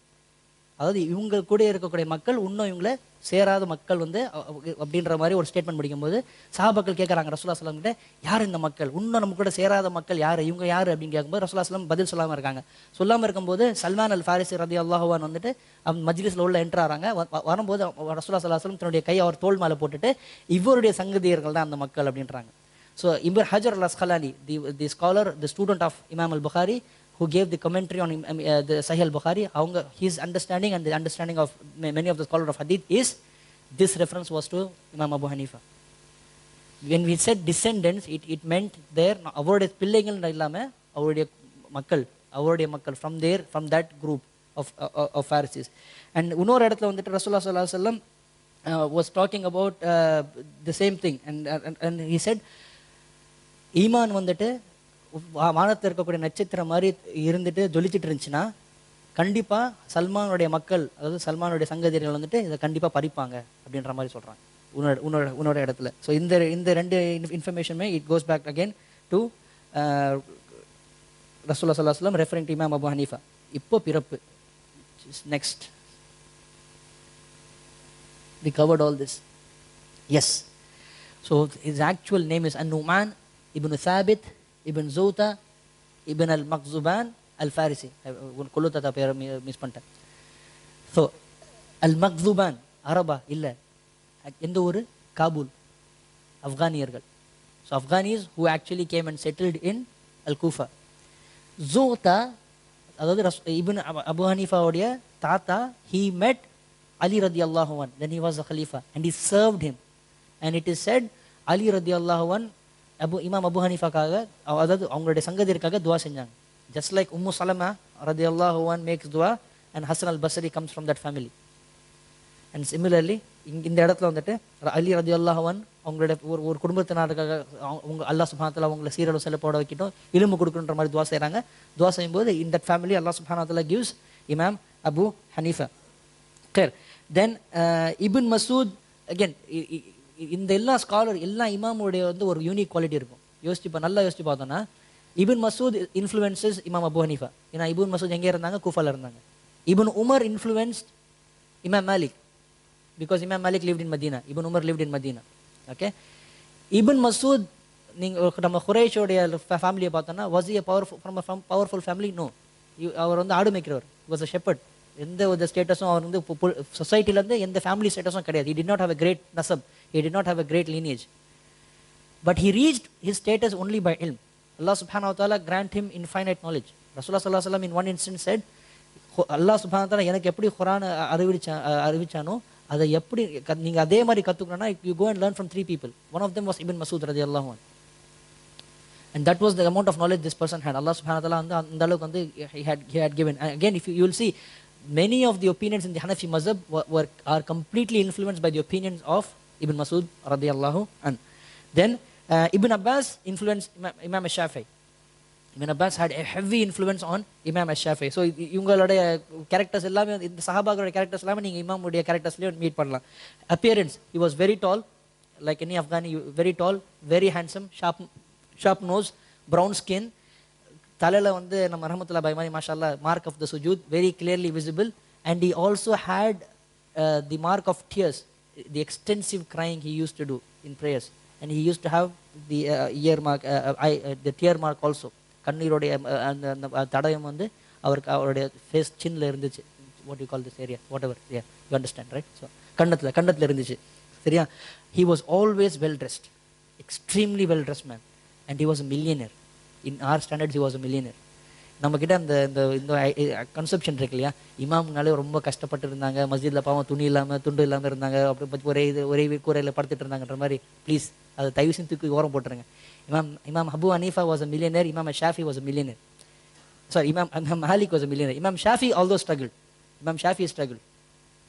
Imam Abu Hanifa lived a millionaire and died a millionaire. And he used the money for the sake of Allah subhanahu wa ta'ala, and we will see that inshallah ta'ala.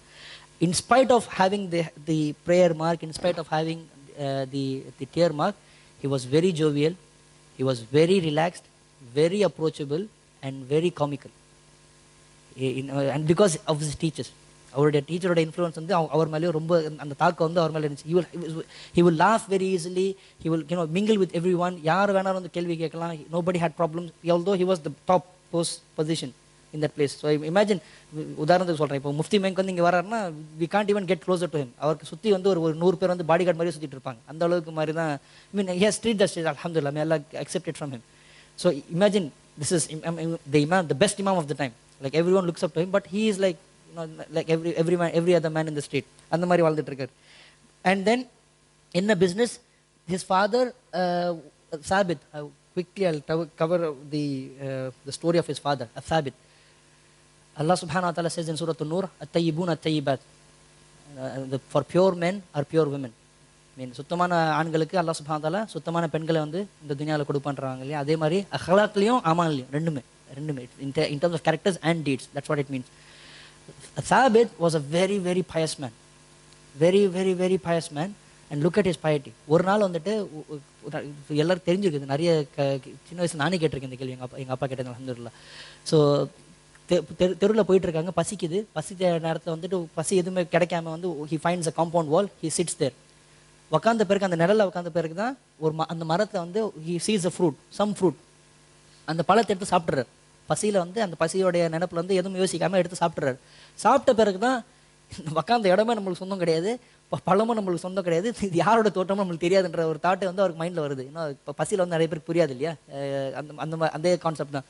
புரிஞ்ச பிறகு என்ன பண்ணுறாரு, நேராக வந்து என்ட்ரன்ஸை கண்டுபிடிச்சி அந்த காம்பவுண்டுக்குள்ளே உள்ளே போயிட்டு அந்த ஓனரை தேடி கண்டுபிடிச்சி சொல்கிறாரு, இந்த மாதிரி நடந்துச்சு, நான் பசியும் மயக்கத்தோடு வந்தேன், ரொம்ப களைப்போடு வந்து உக்காந்த உங்கள் தோட்டத்தில் பழத்தை பார்த்தோன்னே எனக்கு பசி எதுவுமே தெரியாமல் நான் சாப்பிட்டேன், இப்போ அதுக்கு உண்டான விலையை சொல்லுங்கள், நான் விலையை கொடுத்துட்டு போயிடுறேன் அப்படின்றாங்க.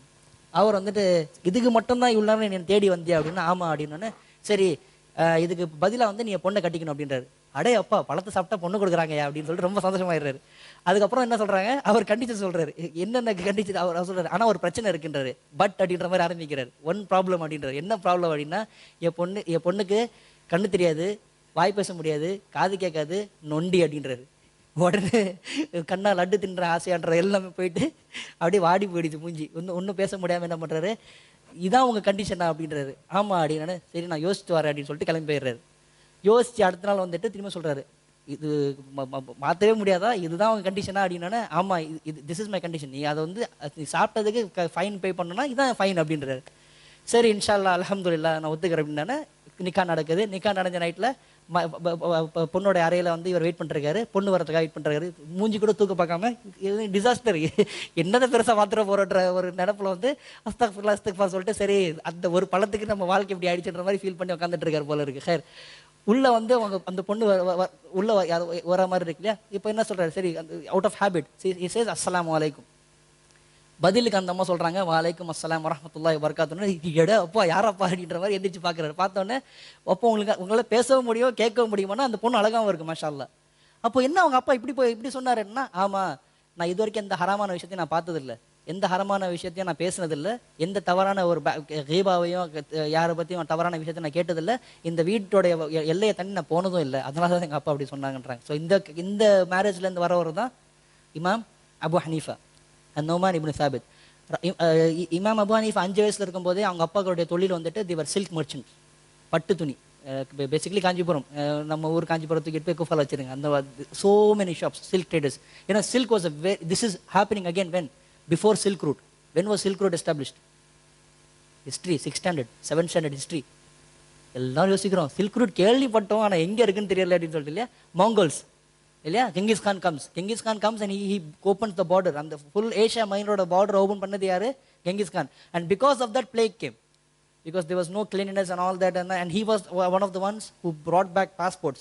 உஸ்மான் ரலியல்லாஹு அன்ஹு கொண்டு வந்த பாஸ்போர்ட் வந்து திரும்பி கொண்டு வந்து யாரு, Genghis Khan. And Mongols become who? Mongols become Mughals. So the Mughal Sultanate which ruled India for 700 years, these people were actually Mongols in ancestry. Khair, just little bit of history there. Khair, inshallah ta'ala. Okay, so they were silk merchant, and silk came from China. So it was a very expensive material, a very sought after material, but it was rare to find. So Thabit, the father of Imam Abu Hanifa, was a trader, and he had a shop in Kufa. அவருடைய சொந்த கடை இருந்துச்சு. 5 வயசுல இமாம் Abu Hanifa இருக்கும்போது தன்னுடைய மகனை கொண்டு போயிட்டு தொழிலை கற்றுக் கொடுக்க ஆரம்பிக்கிறாரு. இமாம் அபு ஹனீஃபா இந்த சின்ன வயசுல வந்துட்டு இந்த தைக்கிற வேலை, நெசவு வேலை வந்து நல்லா கற்றுக்குறாங்க. டிசைன் போடுற வேலை, பேட்டர்ன் போடுற வேலை. he was very intelligent, so that way he learned a lot. On his own he memorized the Quran at a very early age. By the time he was 10, he has memorized the Quran, just like Imam Shafi. By the time he was 10, he had memorized the Quran, and he was a very honest businessman. அப்பா போலேயும் பையனும். அப்பாவுக்கு என்ன reputation வச்சுன்னா, இவங்க கடையில் இருக்கிற துணி மணி எல்லாமே வந்துட்டு நீங்கள் தைரியமாக வாங்கலாம். எதனாலனா, they will not swear by the product. ரசூலுல்லாஹி ஸல்லல்லாஹு அலைஹி வஸல்லம் said, சார் இதுதான் சார் இருக்கிறதுலே பெஸ்ட் ப்ராடக்ட், மதீனா ஃபுல்லாக சுற்றினீங்களும் இதான் பெஸ்ட்டுன்னு சொன்னீங்கன்னா அது ஹராம். You can't sell that product and you shouldn't buy that product. You shouldn't swear by your merchandise in Islamic transactions, because there's always the best out there. You don't know.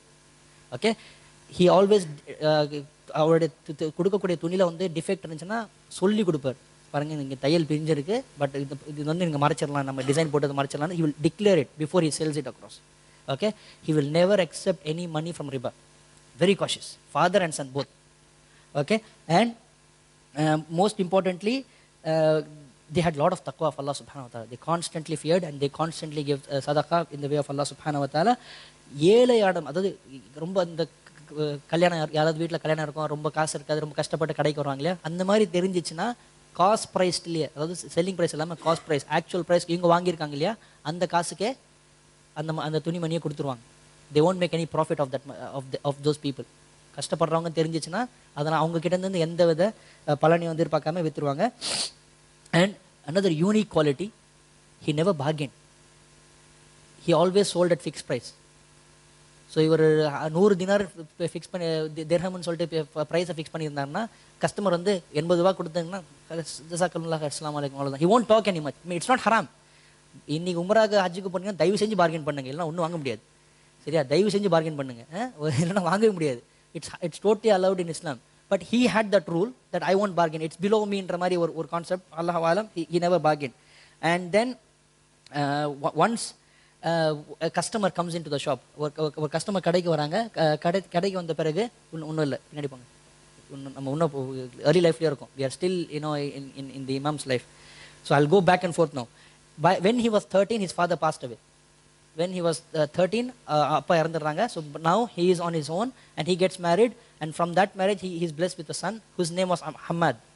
Hamad was the name of the son of Imam Abu Hanifa.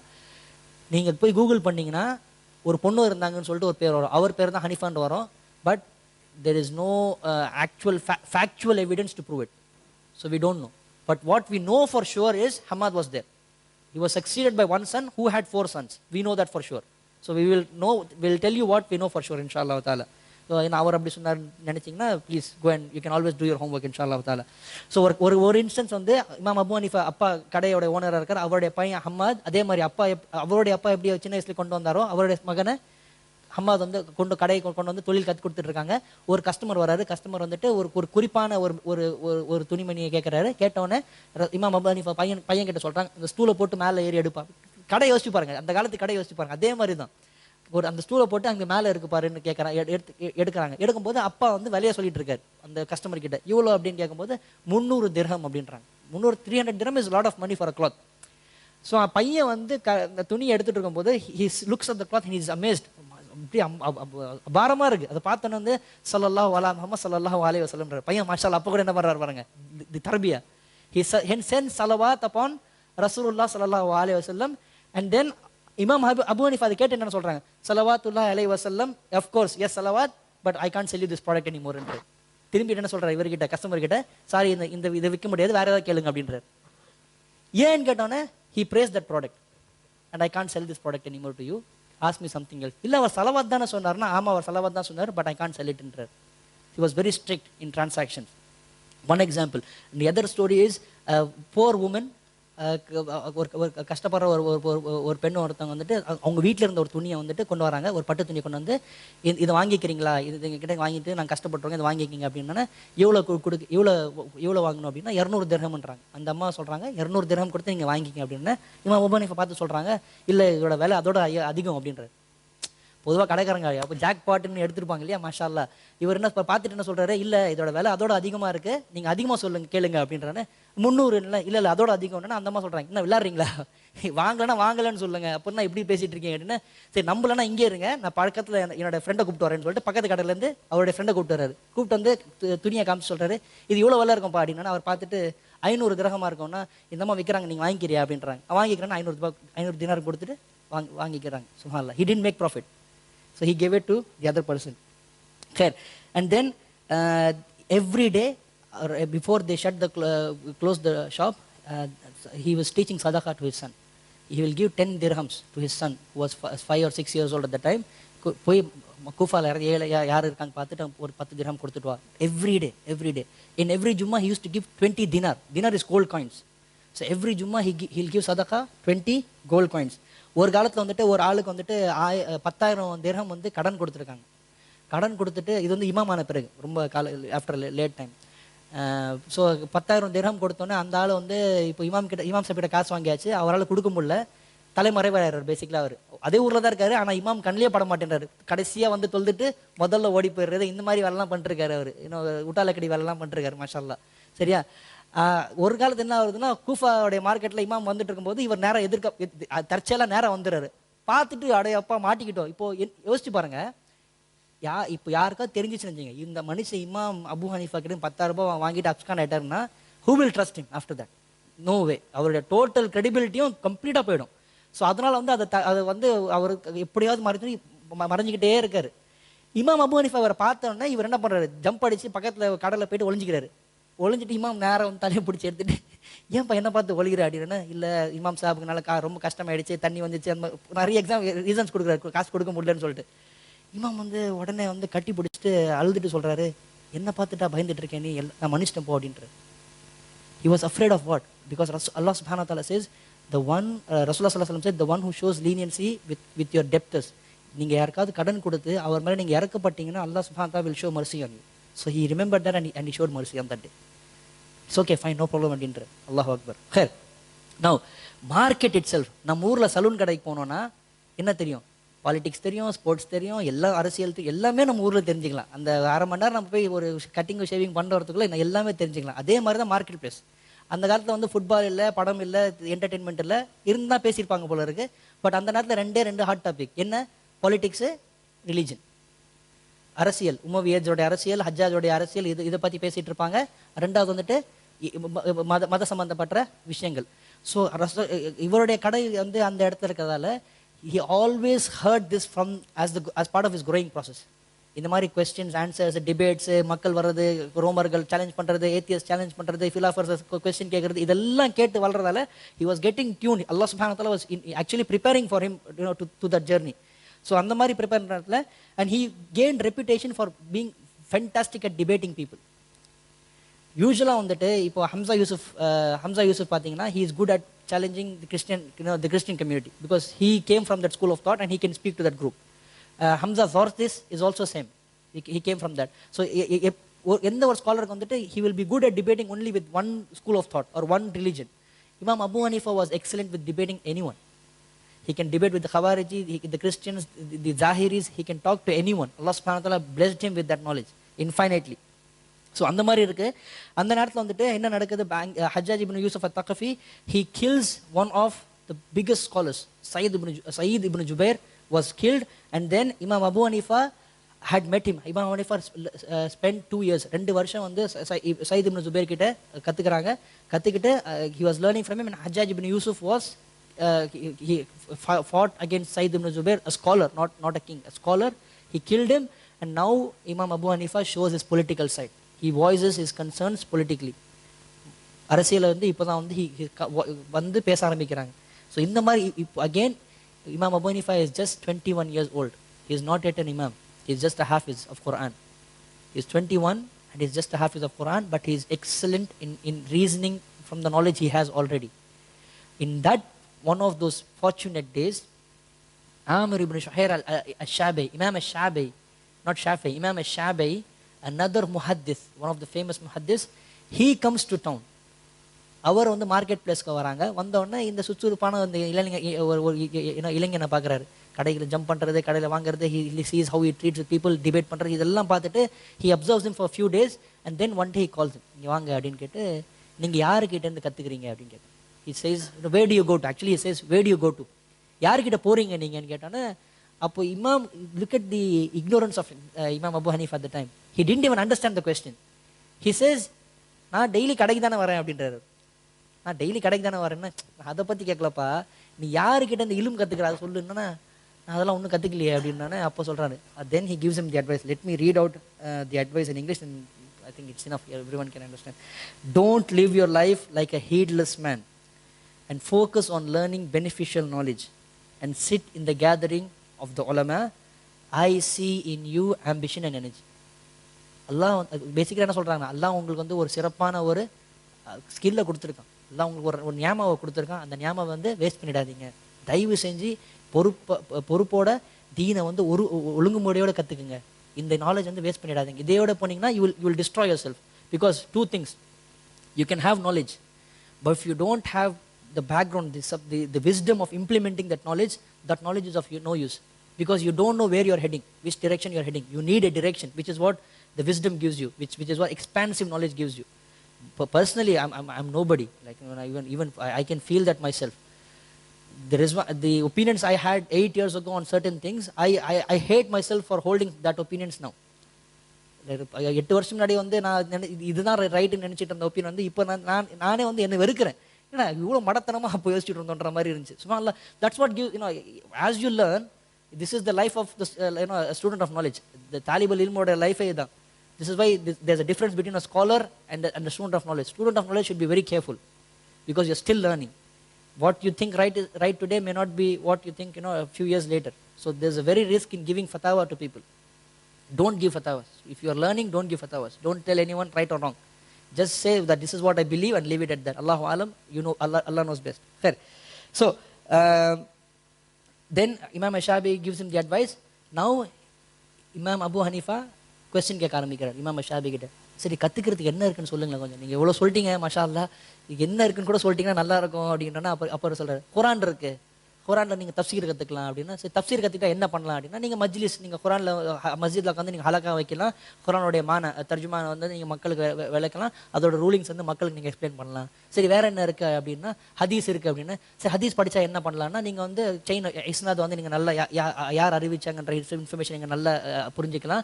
ரசூலுல்லாஹி ஸல்லல்லாஹு அலைஹி வஸல்லம் எந்த கண்டெக்ஸ்ட்டில் சொன்னாங்க அப்படி அந்த information இருக்கும். நீங்கள் அதே மாதிரி மக்களுக்கு வந்து அந்த நாலேஜ் வந்து நீங்கள் அப்ளை பண்ணலாம், கற்றுக் கொடுக்கலாம் அப்படின்றாங்க. சரி, வேறு என்ன இருக்குது அப்படின்னா, ஃபிக் இருக்குது அப்படின்னா. அப்படின்னா என்ன, ஃபிக்னா என்ன அப்படின்னு கேட்டோன்னே, அப்போ look at the explanation of Imam Shafi. He says fiqh is fiqh is something that where you interact with the people, understand their situations, and then you go back to the Quran and Sunnah, draw rulings from it and help these people. The word help captivated Imam Abu Hanifa a lot. அந்த உதவி செய்கிற மனப்பான்மை இருக்கு இல்லையா, அந்த ஃபிக்கில் என்ன சொல்கிறாங்க, ஃபிக்குன்றது மக்களோட நீங்கள் பழகணும், மக்களுடைய கஷ்ட நஷ்டங்களை நீங்கள் தெரிஞ்சுக்கணும், அவங்களுடைய பிரச்சனைகளை நீங்கள் புரிஞ்சுக்கிட்டு குரானுக்கு சுன்னாவுக்கு நீங்கள் போய் அதை ரெஃபர் பண்ணி அதுலேருந்து நீங்கள் ஹக்காம் ரூலிங்ஸை கொண்டு வந்து மக்களுக்கு அதை அறிவித்து அவங்களுக்கு உதவி செய்யணுன்றாங்க. அந்த உதவி செய்யன்ற அந்த வார்த்தை வந்து இமாம் அபு ஹனீஃபா ரொம்ப பிடிச்சிட்டு, சரி நான் இதே கற்றுக்கிறேன், அப்போ யார்கிட்ட போய் கற்றுக்கலாம் அப்படின்னா, then Imam Shafi says go to Hammad bin Abi Sulaiman. Hammad bin Abi Sulaiman ஒரு ஸ்காலர் உங்கள் ஊர்லேயே இருக்காரு, அவர்கிட்டே போய் கற்றுக்குங்க அப்படின்னு கூஃபால சொல்கிறாங்க. Then Imam Abu Hanifa goes and learns from Hammad bin Abi Yusuf, his first teacher, for 19 years actually. His first teacher for 19 years. From 21 to 40, he is actually what? A student. Subhanallah. We just think these people were just born knowledgeable, but they spent years. 40 வயசுனா நம்ம ஊரில் வந்துட்டு கல்யாணம் ஆயிடுச்சு, வீடு கட்டியாச்சு, foreign trip பார்த்தாச்சு, மாஷா அல்லா, இப்போ பசங்க வந்து காலேஜுக்கு வந்தாச்சு. இதான் நம்மளுடைய கான்செப்ட் இல்லையா? அல்லாஹ் அக்பர், இவர் படிச்சுட்டு தான் இருக்கார் இன்னும், யாரோ அல்லாஹ் அக்பர். So this is how this imam was. So he goes to Hammad bin Abi Sulaiman. Next slide. Sorry, okay, training in fiqh and hadith. So Hammad bin Abi Sulaiman, Hammad was amongst his promise. Again, Hammad bin Abi Sulaiman பற்றி குறிப்பாக கொஞ்சம் சொல்கிறேன். Before அவர் படிக்கும் போகும்போது அந்த 19 வருஷத்தையும் அவருடைய கடையை வந்து மூடல, பிஸ்னஸை விடல. மக்கள் நிறைய பேர் வந்து Hammad himself said I will sponsor you. His teacher himself said நான் ஸ்பான்சர் பண்றேன், நான் உங்களுடைய செலவு மணியெல்லாம் எடுத்துக்கிறேன், நீங்க இதுக்கு ரெண்டு வேலையை பார்த்துட்டு இருக்கீங்க, இங்க படிச்சுட்டு இருக்கீங்க, உங்களுடைய பிசினஸை பார்த்துட்டு இருக்கீங்கன்னா what did he say? I don't want to become dependent on anyone. நாளைக்கு நான் வந்து ஃபத்வா கொடுக்குற நிலைமையில வந்துட்டேன்னா எனக்குன்னு சொல்லிட்டு என்னோட ஃபேமிலியை சப்போர்ட் பண்ணுறதுக்கு சொந்தமாக வந்து எனக்கு ஒரு டூல் தேவை, ஒரு மெக்கானிசம் தேவை. இல்லைன்னா என்ன ஆகும், நான் யாருக்காக வேலை செய்கிறேனோ அவரை எதிர்த்து என்றைக்குமே என்னால் பேச முடியாது. பேசிக்கலாக நம்ம இமாமுங்களுடைய நிலைமை தான். இமாம் யாருக்காக ஒர்க் பண்ணுறாரு? போர்டுக்காக ஒர்க் பண்ணுறாரு. இமாம் தப்புன்னு நினச்சா, ஹராமுன்னு நினச்சா கூட இமாமால பேச முடியாது. பேசலன்னா என்ன ஆகும், வேலையை விட்டு தூக்கிடுவாங்க, சேலரி வராது, இவங்க புள்ள குட்டிங்க எல்லாம் கஷ்டத்தில் போயிடும். ஸோ இந்த மாதிரி ஒரு காலத்தில் வந்து வாழ்ந்துட்டு இருக்காங்க. So he never left his job. He had a partner. He took a partner and he used to அவங்களோட பார்ட்னர்ஷிப் பேசிஸில். ஸோ கால நேரத்தில் வந்து இவர் பார்ட்னர் கடையை பார்த்துப்பாரு. இவர் எல்லாம் படித்து முடிச்ச பிறகு ஈவினிங்கில் போயிட்டு அவர்கிட்ட பேசி என்ன நடந்துச்சு கணக்கு வழக்கெல்லாம் பார்த்துட்டு they will split the share and what not. So இந்த மாதிரி they used to do stuff. முதல்ல ஹம்மாத் இப்னு அபி சுலைமானுடைய ஹலக்காக்கு இமாம் அபு ஹனீஃபா போகும்போது he sits in the back because இதான் for the first time he is sitting in a halakha of learning. So மஸ்ஜித், இப்போ மஸ்ஜிதோட compound இப்படி நினச்சிங்கன்னா அங்கே ஹலக்கா இருக்கும். ஒரு இமாம் அந்த ஊரில் இருக்கிற டாப் இமாம்ஸ்லாம் அவங்களுடைய குரூப் ஆஃப் ஸ்டூடெண்ட்ஸும் வச்சுட்டு இருப்பாங்க. ஸோ இங்கே வந்து ஃபிக் சொல்லி கொடுத்துட்டு இருப்பாங்க ஒரு இமாம். அங்கே நகர்ந்து இங்கே இந்த பக்கம் போனீங்கன்னா ஹதீஸ் நடந்துட்டு இருக்கும், அங்கே மாதிரி இங்கே போனீங்கன்னா குரான் பேசிட்டு இருப்பாங்க. ஸோ இந்த மாதிரி இருக்கும். இன்னைக்கு கூட நீங்கள் மதீனாக்கு போனீங்கன்னா, உம்ரால போனீங்க, ஹஜ்ஜில் போனீங்கன்னா பார்க்க முடியுமான்னு தெரியல, உம்ரால போனீங்கன்னா நீங்கள் ஈவினிங் 6 மணிக்கு மக்ரிபோடைய நேரத்தில், அசரம் மக்ரிப் நேரத்தில் போனீங்கன்னா இன்னைக்கு கூட நீங்கள் பார்க்கலாம். ஈவன் ஃபர்ஸ்ட் டைம் நீங்கள் பார்த்துட்டு வரலாம் how the halakha happens. அங்கங்கே வந்து பிஹெச்டி ரிசர்ச் ஸ்டூடெண்ட்ஸ்லாம் அவங்க வந்து சண்டை போட்டு அடிச்சுக்கிட்டு இருப்பாங்க. லிட்ரலி அவங்க பேசுறதுலாம் பார்த்தா என்னடா இப்படி அடிச்சுட்டு இருக்காங்கன்ற மாதிரி இருக்கும். ஒன்றுமே இல்லை, நான் லைவாக பார்த்துட்டு சொல்கிறேன். ஒரு ஹதீஸ், இமாம் அபு ஹனீஃபாவோட ஒரு ஹதீஸ் வந்து 8 பேர் உட்காந்து சண்டை போட்டுருந்தாங்க. 8 பேரும் பாயிண்ட்ஸ் சொல்கிறாங்க. மாஷால்லா 8 பாயிண்ட்ஸும் சூப்பராக இருக்குது. எல்லாருமே வந்து they are just giving like amazing points and then they are debating on it. It's actually debate, it's not fight. அந்த மாதிரி வந்து it's a center of knowledge. That's what Medina is like. No, that's where the blessing is. The scholars say என்னைக்கு வந்து இல்மை வந்து நீங்கள் மஸ்ஜிதுக்கு வெளில கொண்டு போயிட்டீங்களோ அன்றைக்கே அதோட பரக்கா போயிடுச்சு அப்படின்ற மாதிரி சொல்கிறாங்க. Here it's very true. Allah ஆலம். சரி here. So this was Hammad. So ஹம்மாதோட கிளாஸில் போயிட்டு கடைசி ரோவில் உட்காடுறாங்க. உட்காந்துட்டு அண்ட் அந்த மாதிரி கேள்வி பதிலாம் அவர் இதுக்கு முன்னாடி கேட்டதே கிடையாது. அந்த அளவுக்கு வந்து அவருக்கு புத்தி கெட்டாத கேள்வியெல்லாம் கேட்டுட்டு இருக்கும்போது so he starts answering some of them. So Hammad வந்து நோட்டீஸ் பண்ணுறாங்க, கடைசி பெஞ்சில் வந்து பிரைட் ஸ்டூடெண்டாக இருக்காரு, தம்பி நீங்கள் அங்கேன்னு கிளம்பிங்க வாங்க அப்படின்னு சொல்லிட்டு முதல் ரோல் உட்கார வச்சிடறாங்க first. After few months passes he says come and sit here, be my secretary. So even if you go now in Medina, when speaker வந்து பேச வரும்போது he will have a secretary next to him. Even now, that's the sunnah of the scholars, alhamdulillah. So he places he makes him the secretary and he is like the mediator. So இப்போ இனிமேல் வந்து யார் இமாம் Hammad சந்திக்க வரணும்னா Abu Hanifa is the mediator. உங்கள் question என்னன்னு சொல்லுங்கள், கொஸ்டின் எழுதிட்டு so he has processing time.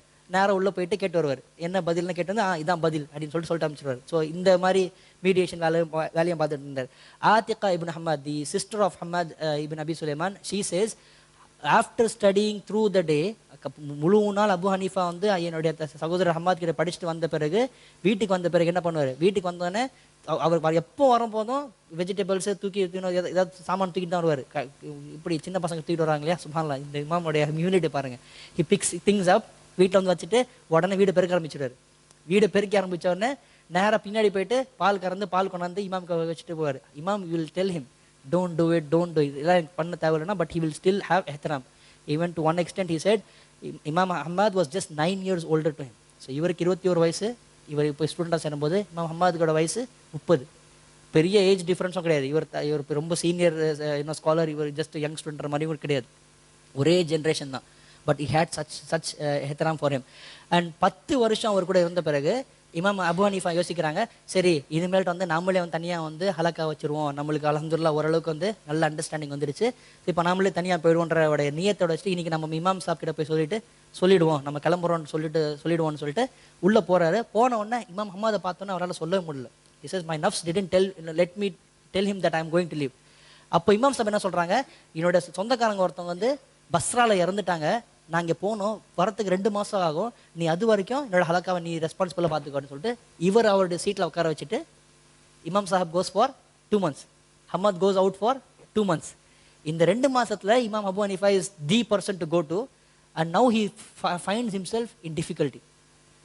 இந்த 2 மாசத்துல he gets almost 60 questions, 60 questions வந்து மக்கள் கேட்குறாங்க. அதோட கொஸ்டினுக்கு இவர் பதில் கொடுத்து அந்த கொஸ்டினும் எழுதிடுறாரு, பதிலும் எழுதிடுறாரு. 2 மாசம் கழிச்சு ஹம்மாத் திரும்பி வந்த பிறகு Imam Abu Hanifa gives it to Hammad and says, நீங்கள் போன பிறகு ஒரு 60 கொஸ்டின் கேட்டாங்க, இதான் கேள்வி, இதான் பதில், இதில் எது சரி எது தப்பு நீங்கள் பார்த்து சொல்லுங்கன்னு. Hammad agrees with 40 and disagrees with 20.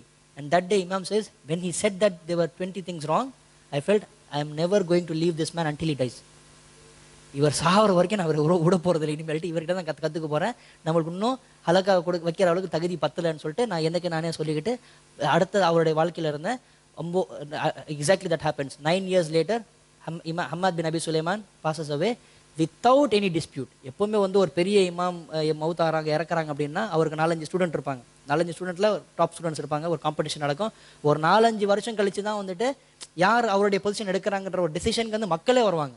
ஆனால் இந்த சுச்சுவேஷனில் எந்த வித டிஸ்பியூட் இல்லாமல் everyone collectively agreed that Imam Abu Hanifa is the imam to go to no. So at 40 years now he is now he is taking the position of mufti basically. ஃபத்தவா கொடுக்குற அளவுக்கு வந்துட்டு now he takes that position at the age of 40. So now he is there, and now he just quick few stories here and there. First story is, I think I finished all. Alhamdulillah, we are doing good for time, alhamdulillah. Khair, his fear of Allah, அவருடைய தக்வா பற்றி 2-3 example சொல்கிறேன். Once இமாம் Abu Hanifa இமாம் ஆன பிறகு வந்து நடந்து வந்துட்டு இருக்காங்க. ஒரு சின்ன பையன் வந்து தெருவில் படுத்துட்டு இருக்காங்க. he didn't see him, he was just talking to people. அவருடைய காலை வந்து மிதிச்சிடணும். சின்ன குழந்தையோட காலை மிதிச்சோடனே அந்த பையன் எந்திரிச்சு நின்று என்ன சொல்கிறான், அல்லா தகாஃபு யௌமல் கியாமா, உங்களுக்கு கியாமா நாள் பற்றி உங்களுக்கு எந்த பயமும் இல்லையா அப்படின்னு கேட்குறேன். Don't you fear the day of judgement? Imam பதறிறார். he just shakes like anything. I mean, obviously it was a strong kid. Like, who would say that? சின்ன பையனுக்கு வந்து அந்த மாதிரி வந்து அல்லா தகாஃபு யௌமல் கியாமா, I mean எந்த வித பயமும் இல்லையா அவங்களுக்கு கியாமத்தோட நாளை பற்றினோன்னே மக்கள் வந்து சொல்கிறாங்க, அவர் சின்ன பையன், அவர் பேச்சை போய் நீங்கள் கேட்டு நீங்கள் எதுக்கு பதறிட்டு இருக்கீங்க இமாம் சாப்பிடுன்னு. அவர் என்ன சொல்கிறாரு, இது அல்லாஹ் வந்து எனக்கு சொல்லி கொடுத்த விஷயம். இது இப்போ Allah is telling me, warning me through him. So Allah is telling me, take heed. So that's, even for a child, he could have just given him one. So, nobody would have said anything, but subhanallah, this is how he feared. One day Imam Abu Hanifa was praying Isha Salah behind the Imam in Kufa. He was praying the Salah in Kufa, and the Imam recited Surah Al-Zalzala, Idha Zulzalatil Ardu Zilzalaha, the whole surah. And when the Imam reached the last ayah, he was extensively crying. Imam Abu Hanifa வந்து control பண்ண முடியாமல் வந்து தேம்பி வந்து சூறாவுடைய அர்த்தத்தை கேட்டு வந்து அழுதுட்டு இருக்காங்க. When he reaches the last ayah, فَمَنْ يَعْمَلْ مِثْقَالَ ذَرَّةٍ خَيْرًا يَرَهُ وَمَنْ يَعْمَلْ مِثْقَالَ ذَرَّةٍ شَرًّا يَرَهُ. And on that day, Allah subhanahu wa ta'ala will count for every atom of good that you did and every atom of bad that you did. So இது இஷாவுடைய தொழுகை எல்லாம் முடிஞ்ச பிறகு எல்லாரும் கிளம்பி போடுறாங்க. அந்த Imam sits in the way where he prayed and is making இஸ்திக்ஃபார் அண்ட் இஸ் மேக்கிங் துவா கான்ஸ்டன்ட்லி. அப்போ வந்து எப்படி நான் வந்து இந்த மாதிரி லைட்டு சுவிட்ச் போட்டு டப்பட்டப்பட்டம் ஆஃப் பண்ணுற போகிற பழக்கம் கிடையாது. அப்போ கேண்டில்ஸாக இருக்கும். It will have huge massive candles. So அந்த கேண்டிலை வந்து க்ளோஸ் பண்ணக்கூடிய ஆளை வந்து பார்க்குறாரு. பார்த்துட்டு இமாம் சார் பார்த்தோன்னா ஹீஸ் இன் துவா. சரி, இவர் டிஸ்டர்ப் பண்ணலாம் கொஞ்சம் நேரம் வெயிட் பண்ணுறாரு. பார்த்தா இவர் மூவ் பண்ணுற மாதிரியே இல்லை. சரி, ரொம்ப குஷியோட இருக்காரு, இவர் டிஸ்டர்ப் பண்ண வேணாம், நம்ம அப்புறமா வந்து பார்க்கலான்னு சொல்லிட்டு he goes home. So without doing anything he goes home. He comes back. திரும்பி எப்போ வராருன்னா, கியாமுல் லைலுடைய அசான் கொடுப்பாங்க இல்லையா, the first azan. There were 2 azans, the azan of Fajr and then there was the azan of கியாமுல் லைல். கியாமுல் லைலோட அசான் கொடுக்க வரும்போது ஆல்மோஸ்ட், அதாவது basically இன்னும் 1 மணி நேரத்தில் ஃபஜர் ஆக போகுது. அப்போ வரும்போது என்ன நடந்துட்டு இருக்கு, எப்படி விட்டுட்டு போனாரோ அதே இடத்துல Imam is still making istighfar, and he is basically saying, oh, the one who accounts for people who do evil deeds even for the size of the atom, and oh, the one who accounts for the goods of the people who do it even for the atom's weight. நோமானாகிய என்னை உன்னுடைய அசாப்ல என்னை காப்பாற்றி யாரலாம். அவருடைய சொந்த இமாம் அபு ஹனீஃபான்னு சொல்லாமல், இமாம்லாம் சொல்லாமல், நோமானான உங்களுடைய அடிமையை கயாமத்துடைய நாளில் காப்பாற்றி யாரலாம், ஜஹன்னமுடைய அசாப்லேருந்து காப்பாற்றியா அல்லாஹ், உலகத்துலேயும் துனியாவில் ஆகிரத்துலையும் எனக்கு வந்து இஸ்ஸத்தை கொடுயாலான்னு சொல்லிட்டு துவா செஞ்சுட்டு இருக்காங்க constantly through out the night.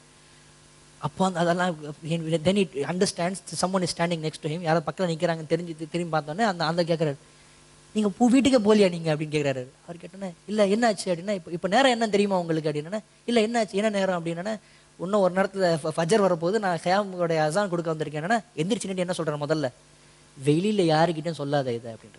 நம்மளா இருந்தால் மாஷா அல்லா அல்லாஹ் அக்பர் வெளில வந்துட்டு நைட்டு ஃபுல்லாக இன்றைக்கி நம்மளுக்கு ஜன்னத் கன்ஃபார்ம் அப்படின்ற மாதிரி வருவோம் இல்லையா. ஸோ ஹீ பேசிக்லி சேஸ் யாருக்கிட்டே சொல்லாது. But what he did, he goes out and says to everyone. How did we know, because he said it. So அவரால் இன்னும் என்ன நினச்சி தெரியுமா அப்படின்னா, ஐ மீன் தட்ஸ் காசிப்ல good things to no. So அல்ஹம்துலில்லாஹ். So this is how he was. Humility பேசிக்கலாக usual human குவாலிட்டியில் நிறைய தெரிஞ்சிச்சுன்னா என்ன வரும், கர்வம் வந்துடும், ஈகோ வந்துடும், நான் தான்ற ஒரு மனப்பான்மை வந்துடும். கால் 4 ஃபீட் மேலேயே நடக்கிற மாதிரியே ஒரு ஃபீலிங் வந்துடும். அதெல்லாம் இல்லாமல் look at the humility of Imam Abu Hanifa. His relationship with the mother, Allah அக்பர், வெரி பியூட்டிஃபுல். சிஸ்டர்ஸ், சகோதரிகள், தயவு செஞ்சு கவனமாக கேளுங்க இது. இமாம் அபு ஹனீஃபா உடைய everyday activity after is father passed away. 13 வயசில் அப்பா தவறுறாங்க. அப்பா தவறின பிறகு அம்மா ஷீஸ் சிங்கிள் மதர். ஓகே, இமாம் அபு ஹனீஃபா ரேஸ் பண்ணிட்டு இருக்காங்க. இமாம் அபு ஹனீஃபா கடையை மூடிட்டு தொழுகையோட நேரத்தில் வீட்டுக்கு போயிட்டு அம்மாவை கூப்பிட்டுட்டு மஸ்ஜிதுக்கு போவாங்க. இமாம் அபு ஹனீஃபா தன்னுடைய அம்மாவை கூப்பிட்டுட்டு மஸ்ஜிதுக்கு போவாங்க. இமாம் அபு ஹனீஃபா தன்னுடைய அம்மாவை கூப்பிட்டுட்டு மஸ்ஜிதுக்கு போவாங்க. எதனால சொல்கிறேன்னு தெரியுதா? இன்னைக்கு Hanafi மஸப்ல women are not allowed in the masjid, unfortunately. When the imam himself took his mom to the masjid. Khair, one day பையன் அம்மாவை கூப்பிட்றதுக்காக வீட்டுக்கு வராங்க. வீட்டுக்கு வந்தோடனே அம்மா சொல்கிறாங்க, இல்லை நான் ஒரு வேலை செஞ்சுட்டு இருந்தேன், வேலை செஞ்ச இடத்துல ஏதோ ஒரு ரத்தம் என்னுடைய துணியில் பதிஞ்சிருச்சு. இப்போ நான் தொழுவை போகணுமா போகக்கூடாதுன்ற ஒரு கன்ஃபியூஷனில் இருக்கேன், என்ன பண்ணுறதுன்னு தெரியலன்னு. இமாம், ஹீஸ் ஆல்ரெடி இமாம் நோ, ஹீ சேஸ் இல்லைம்மா இது நிஃபாஸும் ஹைஸுடைய ரத்தம் கிடையாது, எந்த வித நஜீஸும் கிடையாது, நீங்கள் வரலாம், இதில் எந்த பிரச்சனையும் இல்லைன்னா உனக்கு எப்படி தெரியும்னு கேட்குறாங்க அம்மா. டிப்பிக்கல்ல நம்ம வீட்டில் நடக்கிற விஷயம் தான். நம்ம என்ன சொன்னாலும் யாரும் ஒத்துக்க போகிறதில்ல. அந்த ஒரு பீர்ஸா போய் சொன்னால் தான் மாஷால்லா அவங்க கிட்ட தான் ஒத்துக்குவாங்க. நான் 4 அரபிக் வார்த்தை தெரிஞ்சுட்டா நீ என்ன பெரிய ஷேக்கா அப்படின்ற மாதிரி தான். அதே நிலைமை தான். அல்லாஹ் அக்பர். ஃபேமிலி தான் ரொம்ப கஷ்டம். நபிகளுக்கும் சரி நம்மளுக்கும் சரி ஃபேமிலி தான் எப்போவுமே கஷ்டமான ஒரு விஷயம். இல்லை நம்ம வீட்டில் தான் எடுத்து சீரியஸாக எடுத்துக்க மாட்டாங்க. They take as for granted, basically human tendency.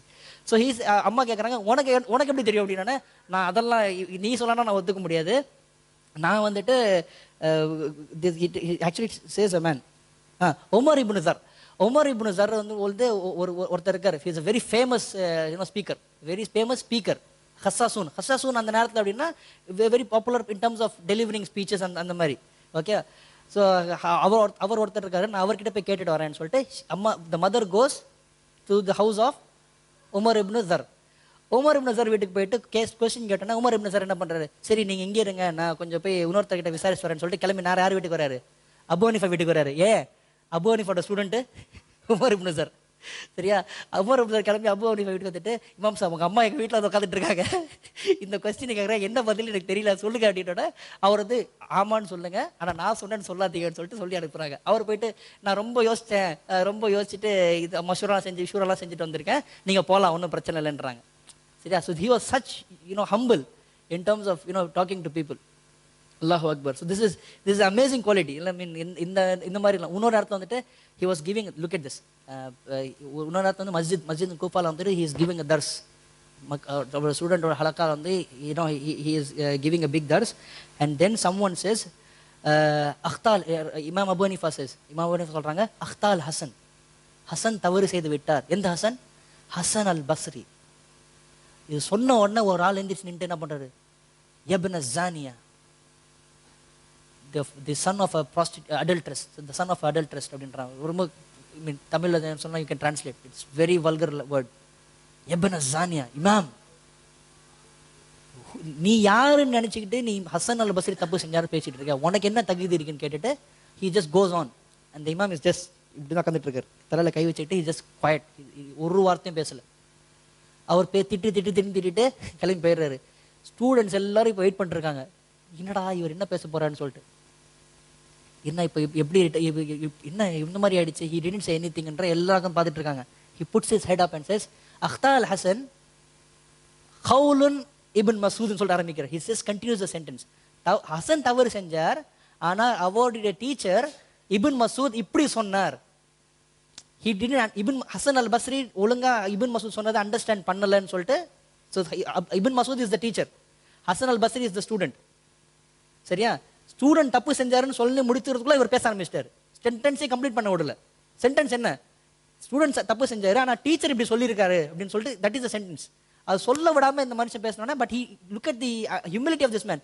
அந்த மனுஷன் அவளை திட்டிட்டு போனதை வந்து ஒரு பொருட்படுத்தாம இவர் எதுக்கு வந்தாரோ அந்த வேலையை முடிச்சுட்டு போயிட்டே இருக்கார். He just goes on. He doesn't even care about what just happened. So that's how he was. Alhamdulillah. Khair. And then his humility, and then the story of a young man. Okay, I'll skip it. Inshallah taala. Ask me in the lunch dinner la kelanga. Nalla story actually. Famous students. Next slide. Major students. Number 1, Imam Abu Yusuf. Imam Abu Yusuf. Before that, I'll tell you one story of Imam Shabi, who was the person who actually, Imam Shabi தான் வந்து Imam Abu Hanifa படிங்கன்னு சொல்றாங்க இல்லையா, அந்த இமாமுடைய quality வந்து he's another teacher. Hammad கிட்ட படிச்சுட்டு வந்த பிறகு இமாம் ஷாபி கிட்ட ஹதீஸ் கத்துக்கிறாங்க. யாரு? Imam Abu Hanifa. Imam Shabi was a very, very, very funny man. What does Shabi mean? Shabi means people. He was very popular with people. Okay, I mean, அந்த previous example வந்துட்டு ஆக்சுவலாக நான் வந்து ஒன்று சொல்லலான்னு தான் இருந்தேன். முக்கியமான விஷயம், தயவு செஞ்சு கேட்டுங்க. There is a popular speaker and there is a credible scholar. இந்த எக்ஸாம்பிள் நான் சொல்லியிருந்தேன் இல்லையா, உமர் இப்னு ஜர் அவங்க அம்மாவுடைய ஸ்டோரி எக்ஸாம்பிள் சொன்னேன் இல்லையா. உமர் இப்னு ஜர் வந்து பாப்புலராக இருந்தார், ஆனால் அபு ஹனீஃபா வந்து கிரெடிபிளாக இருந்தார், நம்பிக்கை உள்ளவராக இருந்தார். இப்போ நானும் மௌல்வியும் நின்றுருப்போம். கொஸ்டின் கேட்குறவங்க வந்து நேரம் என்கிட்ட கேட்பாங்க. தயவு செஞ்சு கேட்காதீங்க. He is the better person to answer. He is a scholar, I am nobody. Ask him, please. I am saying this in all due respect. He knows more than me, ask him.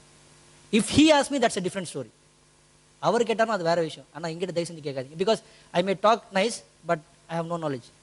Alhamdulillah, he has spent time in serving Allah subhanahu wa ta'ala, in seeking knowledge. So please give the respect that the man deserves. Jazakumullah khair. Khair. So first student is Abu Yusuf. Abu Yusuf was not his name. What was his name? Yaqub ibn Ibrahim. Yaqub, the son of Ibrahim. So now Imam Abu Hanifa அவரோட student வந்து குனியா கொடுக்குறார். He gives them the kunya. நீங்கள் அபு ஹனீஃபாவுடைய ஸ்டூடெண்ட்டாக இருந்தீங்கன்னா, he will sponsor you, he will give you clothes, he will take care of your families, like you are fully sponsored student. நீங்கள் எந்த வித கவலையும் இல்லாமல் ஃபுல் டைமாக படிக்கலாம். சுப்ஹானல்லாஹ். ஸோ அந்த மாதிரி வந்து he used to take care. Imam Abu Yusuf says that I was young. ஒரு வயசுலேயே வந்துட்டு என்னால் ஃபுல் சென்டென்சஸ் ஃபார்ம் பண்ண முடியும். ஒரு வயசு குழந்தையால ஃபுல் சென்டென்சஸ் வந்து என்னால் பேச முடியும். அந்த அளவுக்கு வந்து I was in that stage. So Abu Hanifa comes to my home. Abu Hanifa எங்கள் வீட்டுக்கு வந்து எங்கள் அம்மா கிட்ட பேசுகிறாங்க. பேசிட்டு இந்த பையனை வந்து எனக்கு கூட அனுப்புங்க, நான் இவனை ட்ரெயின் பண்ணுறேன்னு. அவங்க அம்மா என்ன சொல்கிறாங்க, என் பையன் வந்துட்டு ஒரு மேத்தமெட்டிஷியனாவோ ஒரு ஃபிலாசபராக வருவான்னு நினச்சிட்டு இருந்தேன், நீங்கள் என்ன மொழி சாபாக சொல்கிறீங்க, இமாம் சாபாக சொல்கிறீங்கன்ற மாதிரி சொல்லி, இப்போ நம்ம ஊரில் கேட்குற மாதிரி தான், என்ன நான் பையன் டாக்டர் ஆவான் இன்ஜினியர் ஆவான்னு நினச்சிட்டு இருக்கேன், நீ வந்து மதீனாக்கு போ மக்காவுக்கு போன்னு சொல்லிட்டு இருக்கேன்ற மாதிரி. அதே நிலமை தான். So he says that and he says don't worry, நான் இவனை இன்ஷால்லா தாலா என்னோட முயற்சியாலே அல்லாவுடைய ரஹமத்தாலே என்னோட உழைப்பை நான் இவன் மேலே போடுறேன். இன்ஷால்லா தாலா ஒரு காலத்தில் அரசர்களுடைய கையிலேருந்து இவன் சாப்பிட்டுட்டு இருப்பான். அந்த மாதிரி வந்து இவனை நான் ட்ரெயின் பண்ணுறேன்ற மாதிரி ஒரு அஷூரன்ஸ் கொடுத்து he takes him with him at a very early age. So Imam Abu Yusuf is one of the senior scholars. Before him there was another scholar, Zufar. Zufar was the most senior scholar. He learned with Abu Yusuf, he learned with Imam Abu Hanifa for 20 years. 20 வருஷம் இமாம் Abu Hanifa கற்றுக்கிட்டாங்க. இமாம் Abu Hanifa இறந்த பிறகு he took the position for few months and then he passed away. So we don't know much about Zufar. But the most famous of them is Abu Yusuf. And Abu Yusuf was an extremely intelligent man, just like his teacher. One example, in Harun al-Rashid, Harun al-Rashid, the Khalifa in the Abbasid dynasty. Harun al-Rashid's period, Abu Yusuf was the chief Qadi, the heads of the Qadi, chief justice of Supreme Court. Chief justice of Supreme Court. See, he was in that position. One day, Harun al-Rashid, I'll give one example of how intelligent he was. One day, Harun al-Rashid gave a stupid divorce. Sometimes in the husband wife nadakra vishayam dhaan illaya, you tell the most craziest of the thing and then you say talaq. So அவர் என்ன சொல்றாருன்னா, இந்த இரவலி இந்த நைட்லயே வந்து நீ என்னுடைய கிங்டம்ல இருந்து நீ வெளில போலனா நான் உனக்கு தலாக் கொடுத்துற போறேன் அப்படின்றாரு. ஹாரூன் ரஷீதோட கிங்டம் வந்து எவ்வளவு பெருசுன்னா, it's almost near the Atlantic no. அந்த பக்கம் போயாச்சு, நம்ம மொராக்கோ வரைக்கும் போயாச்சு, இந்த பக்கம் வந்து இந்தியா வரைக்கும் போயாச்சு. அப்போ ஏர் டிராவலும் கிடையாது.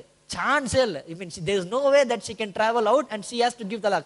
சொல்லிட்டு என்ன பண்றாரு, தலையில அடிச்சுக்கிட்டு, ஐயோ நான் தெரியாம சொல்லிட்டேன், இப்போ நான் தலாக் கொடுக்கணும்னு ஆசைப்படல, இப்போ நான் தலாக் கொடுக்குமா வேணாமான்னு தெரியாம முழிச்சிட்டு இருக்காரு. முழிச்சிட்டு இருக்க என்ன பண்றாரு, இமாம் அபு யூசுஃபை கூப்பிட்டு வர்றாரு. இஸ் சீஃப் ஜஸ்டிஸ், வாங்க கொஞ்சம் பிரச்சனை இருக்கு தீர்த்து வைங்க அப்படின்னு சொல்லிட்டு கூப்பிட்டு வைக்கிறாங்க.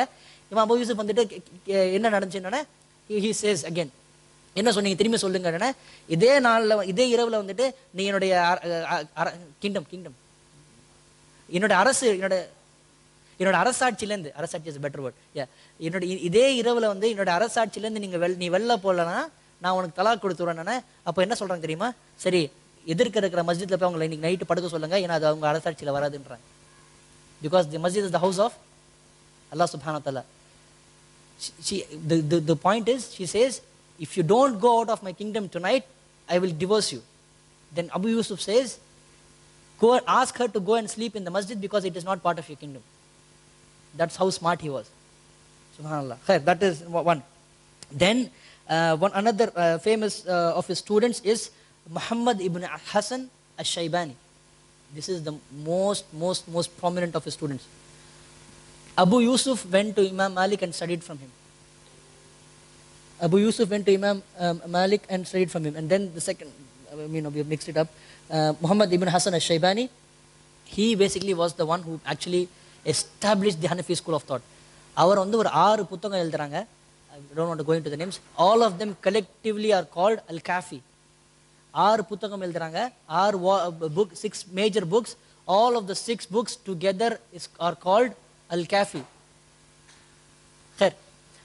Okay, so this is basically the encyclopedia of the Hanafi school, Al-Kafi.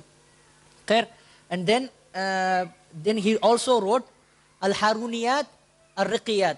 Al-Haruniyat is obviously, when he was the chief judge under the Haruni Khalifa, அவர் கொடுத்த ஃபத்தாவா எல்லாத்தையும் ஒரு புக்கில் கலெக்ட் பண்ணுறாங்க. அதோட பேர் ஹாரூனியாத். ரிக்கியாத் ரிக்கா, சிரியாவில் போய் வாழும்போது அவர் கொடுத்த ஃபத்தாவா எல்லாத்தையும் கம்பைல் பண்ணுறாங்க, ரிக்கியாத். The fatwas that happened in Kufa are totally different to the fatwas that happened in Asham. Clear. So this is the students of Imam Abu Hanifa. Next, these are some famous names: Al-Jassas, Al-Bazdawi, Al-Sarqashi, Ibn Humam, Al-Shami. In the Hanafi school of thought, if you actually read, if you are actually from the Hanafi school of thought, then these are some famous names you should know, and at least their histories, inshallah ta'ala. Next, imprisonment and death. Okay, now fitan starts again. We come to the last part. Zayd ibn Ali ibn al-Hasan ibn al-Ali ibn Abi Talib. Listen, Zayd, basically the son of Zayn al-Abidin. Zayn al-Abidin was another famous of the imams from the Shia Mazhab, right? Zayn al-Abidin is one of the descendants of Al-Hussein. Okay, Zayd ibn Ali ibn Hussein ibn Ali ibn Abi Talib. So Zayd Zayd rahimullah, he does exactly, எப்படி ஹுசைன் ரதியல்லாஹு அன்ஹு மதீனாவை விட்டு கூஃபாவுக்கு போனாங்களோ அதே மாதிரி 100 வருஷம் கழிச்சு Zayd goes exactly like that, trusting the Kufans. கூஃபன்கள் மக்களை நம்பி அவங்க வந்து சப்போர்ட் கொடுப்பாங்க நம்பி, he goes to Kufa, and exactly the same situation happens again, and he gets killed just like his great grandfather. People asked Imam Abu Hanifa, why did you not go out and support Zayd openly? எதுக்கு நீங்க ஓபனா போயிட்டு Zayd support பண்ணலன்னா, he said couple of reasons. Number 1, I couldn't go physically and I had to என்னால வந்து போக முடியல. எனக்கு வந்து கூஃபால வந்து நிறைய ஸ்டூடெண்ட்ஸ்களை பார்த்துக்கக்கூடிய ரெஸ்பான்சிபிலிட்டி எனக்கு இருந்துச்சு. அந்த பொறுப்பை நான் யாருக்கிட்டையும் கொடுக்க முடியல. அபு லைலா கிட்ட நான் போய் கெஞ்சினேன், நீ என்னோட பொறுப்பை எடுத்துக்கோ, நான் போறேன்னு சொல்லிட்டு அபு லைலா ஒத்துக்கல. அவர் என்ன சொன்னாரு, நான் இன்னும் ரெடியா இல்லை, நீங்க உங்க அளவுக்கு வந்து இங்க யாருக்குமே அந்த அளவுக்கு நாலேஜ் பத்தல, ஸோ நீங்க இங்க இருக்கிறதா சரின்ற மாதிரி ஷூராஸ் கொடுத்தாங்க. ஸோ அதனால நான் போகல. ஆனால் நான் போகாம இருந்தாலும் 10,000 திர்ஹம் வந்து நான் ஜெயதுக்கு அனுப்பிச்சேன். என்னுடைய லெட்டர்ல அதோட ஒரு கடிதத்தை அனுப்பிச்சேன். கடிதத்துல மன்னிப்பும் கேட்டு அனுப்பிச்சேன், என்னால் வர முடியலன்ற ஒரு ரீசன்ஸை சொல்லி நான் ஜெயதுக்கு அனுப்பிச்சிருக்கேன்றாங்க. அவர் கொல்லப்படுவார் எனக்கு தெரிஞ்சிருந்துச்சுன்னா நான் எதையும் பொருட்படுத்தாம கண்டிப்பா போயிருப்பேன். I would have gone without any issue. So this is what happens. Then Marwan goes ahead and kills him, and then Zayd உடைய மகன் Yahya, he revolts against the Umayyad dynasty, அவரும் கொல்லப்படுறார். யஹ்யாக்கு அப்புறம் Abdullah also gets killed, and constantly this is not working for the family of Rasulullah sallallahu alaihi wasallam. மறுபடியும் ஒரு சங்கதியில் வந்துட்டு போர் revolution புரட்சி செய்ய try பண்ணிட்டு தான் இருக்காங்க உமவியுடைய அரசுக்கு எதிராக. ஆனா எந்த விதைய ஒரு வெற்றி வந்து அவங்களுக்கு கிடைக்க மாட்டேங்குது. மாறுபட்ட நேரமா எல்லாரும் கொல்லப்பட்டுட்டு தான் இருக்காங்க. எல்லாம் ஒருத்தரா Zaid கொல்லப்படுறாரு, Yahya gets killed, Abdullah gets killed, and goes on. And then now இமாம் அபு ஹனீஃபா வந்து gets vocal. அவருடைய கருத்துக்களை வந்து உமவி அதாவது கலீஃபாவுடைய அகேன்ஸ்டா ஓப்பனா வந்து he starts speaking now. ஓப்பனா வந்து he starts speaking now. When the news goes out, இந்த நியூஸ் வந்து ஹலீஃபா கிட்ட ரீச் ஆகும்போது ஹலீஃபா என்ன பண்றாங்க, இப்னு ஹுபைரான்ற ஒரு ஆளை வந்துட்டு அவர் அனுப்பிச்சிட்டு என்ன பண்றாங்க, then he said, yes, Ibn Hubayra, right? Yes, okay, yes. Yes, Umar ibn Hubayra, said it right. Ibn Hubayra, Umar ibn Hubayra என்ற ஒரு ஆளை வந்துட்டு இமாம் அபு ஹனீஃபாவை நீங்க போய் ஹேண்டில் பண்ணுங்க அப்படின்னு அனுப்புறாங்க. எப்படி ஹசன் இப்னு அபி தாலிப்க்கு வந்துட்டு ஹுசைன் இப்னு அபி தாலிப் வந்து ஒருத்தர் அனுப்புறாங்க, ஒரு கவர்னர் அனுப்பிச்சாங்க இல்லையா, யசீத் சென்ஸ் ஆஃப் கவர்னர் கர்பலால. அதே event same thing happens no. Ibn ஹுபைராவை அனுப்பிச்சிட்டு என்ன பண்றாங்க, நீங்க அவரை போய் ஹேண்டில் பண்ணுங்க அப்படின்னா இப்னு ஹுபைரா வந்து நேரம் என்ன பண்றாரு, முதல்ல he gives him an offer, job offer. நீங்க வந்துட்டு நேராக வந்து ட்ரெஜரராக வந்துடுங்க, ஹலீஃபாவுடைய ஃபைனான்ஸ் மினிஸ்டராக நீங்கள் ஜாயின் பண்ணிக்கிங்க அப்படின்ற மாதிரி ஆஃபர் கொடுக்குறாரு. he says no, Abu Hanifa முடியாதுன்றார். அதுக்கப்புறம் சரி நீங்கள் சீஃப் ஜஸ்டிஸோட பொறுப்பு எடுத்துக்கோங்க அப்படின்னா அபு ஹனீஃபா ரஹிமஹுல்லாஹ் அகைன் சேஸ் நோ, என்னால் ஒத்துக்க முடியாது. நீ வந்து மஸ்ஜிதோடைய கதவை மூடுன்ற வார்த்தையை மூடுன்னு சொன்னா கூட உனக்காக நான் அது கூட செய்ய மாட்டேன், அந்த சிம்பிளான வேலையை கூட நான் செய்ய மாட்டேன், நீ பெரிய பெரிய வேலைலாம் செய்ய சொல்லிட்டு இருக்கேன் அப்படின்ற மாதிரி சொல்லிடுறாரு. சொன்ன என்ன பண்றாங்க, they capture him, they take him to prison and they beat him, and they beat him so much they think that they have killed him, and then they release him out. And now he says உங்களுக்கு இன்னும் ஒரு வாரம் time கொடுக்குறேன், ஒரு வாரத்தில் நீங்கள் உங்களோட decision நீங்கள் சொல்லலைன்னா then we'll have to take care of you ன்ற மாதிரி வார்னிங் கொடுத்து அனுப்பிச்சிடுறாங்க. Before 1 week happens, Abu Hanifa radiallahu anhu escapes. He escapes from Kufa and he goes to Al-Makkah. When he goes to Makkah, he meets now Imam Malik. Imam Malik comes for Hajj and he goes to Medina and so on and so forth. So he is in the Hijaz area for 6 years. 6 வருஷம் தங்கியிருக்காங்க. இந்த 6 வருஷத்துல தான் அஹ்லுல் ராய்க்கும் அஹ்லுல் ஹதீஸ்க்குள்ள அந்த கருத்து வேறுபாடு எல்லாமே என்ன ஆகுது, இப்போ பிரிட்ஜாக ஆரம்பிக்குது.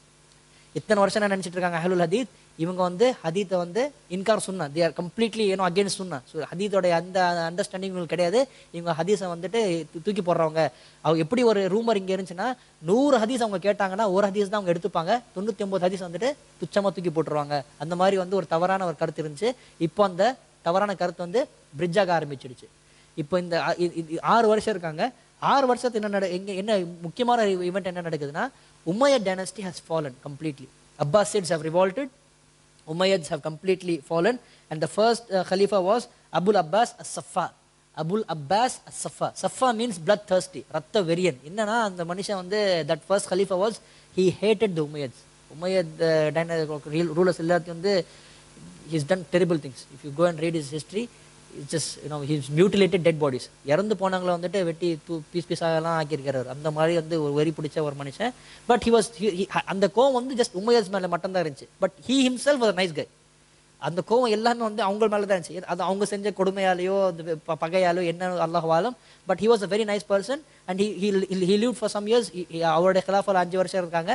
And all of this has happened. So இதெல்லாம் தெரிஞ்சவங்க என்ன பண்றாங்க, Imam Abu Hanifa himself accepted it because he was against the Umayyads, because what they did for Zayd ibn Ali.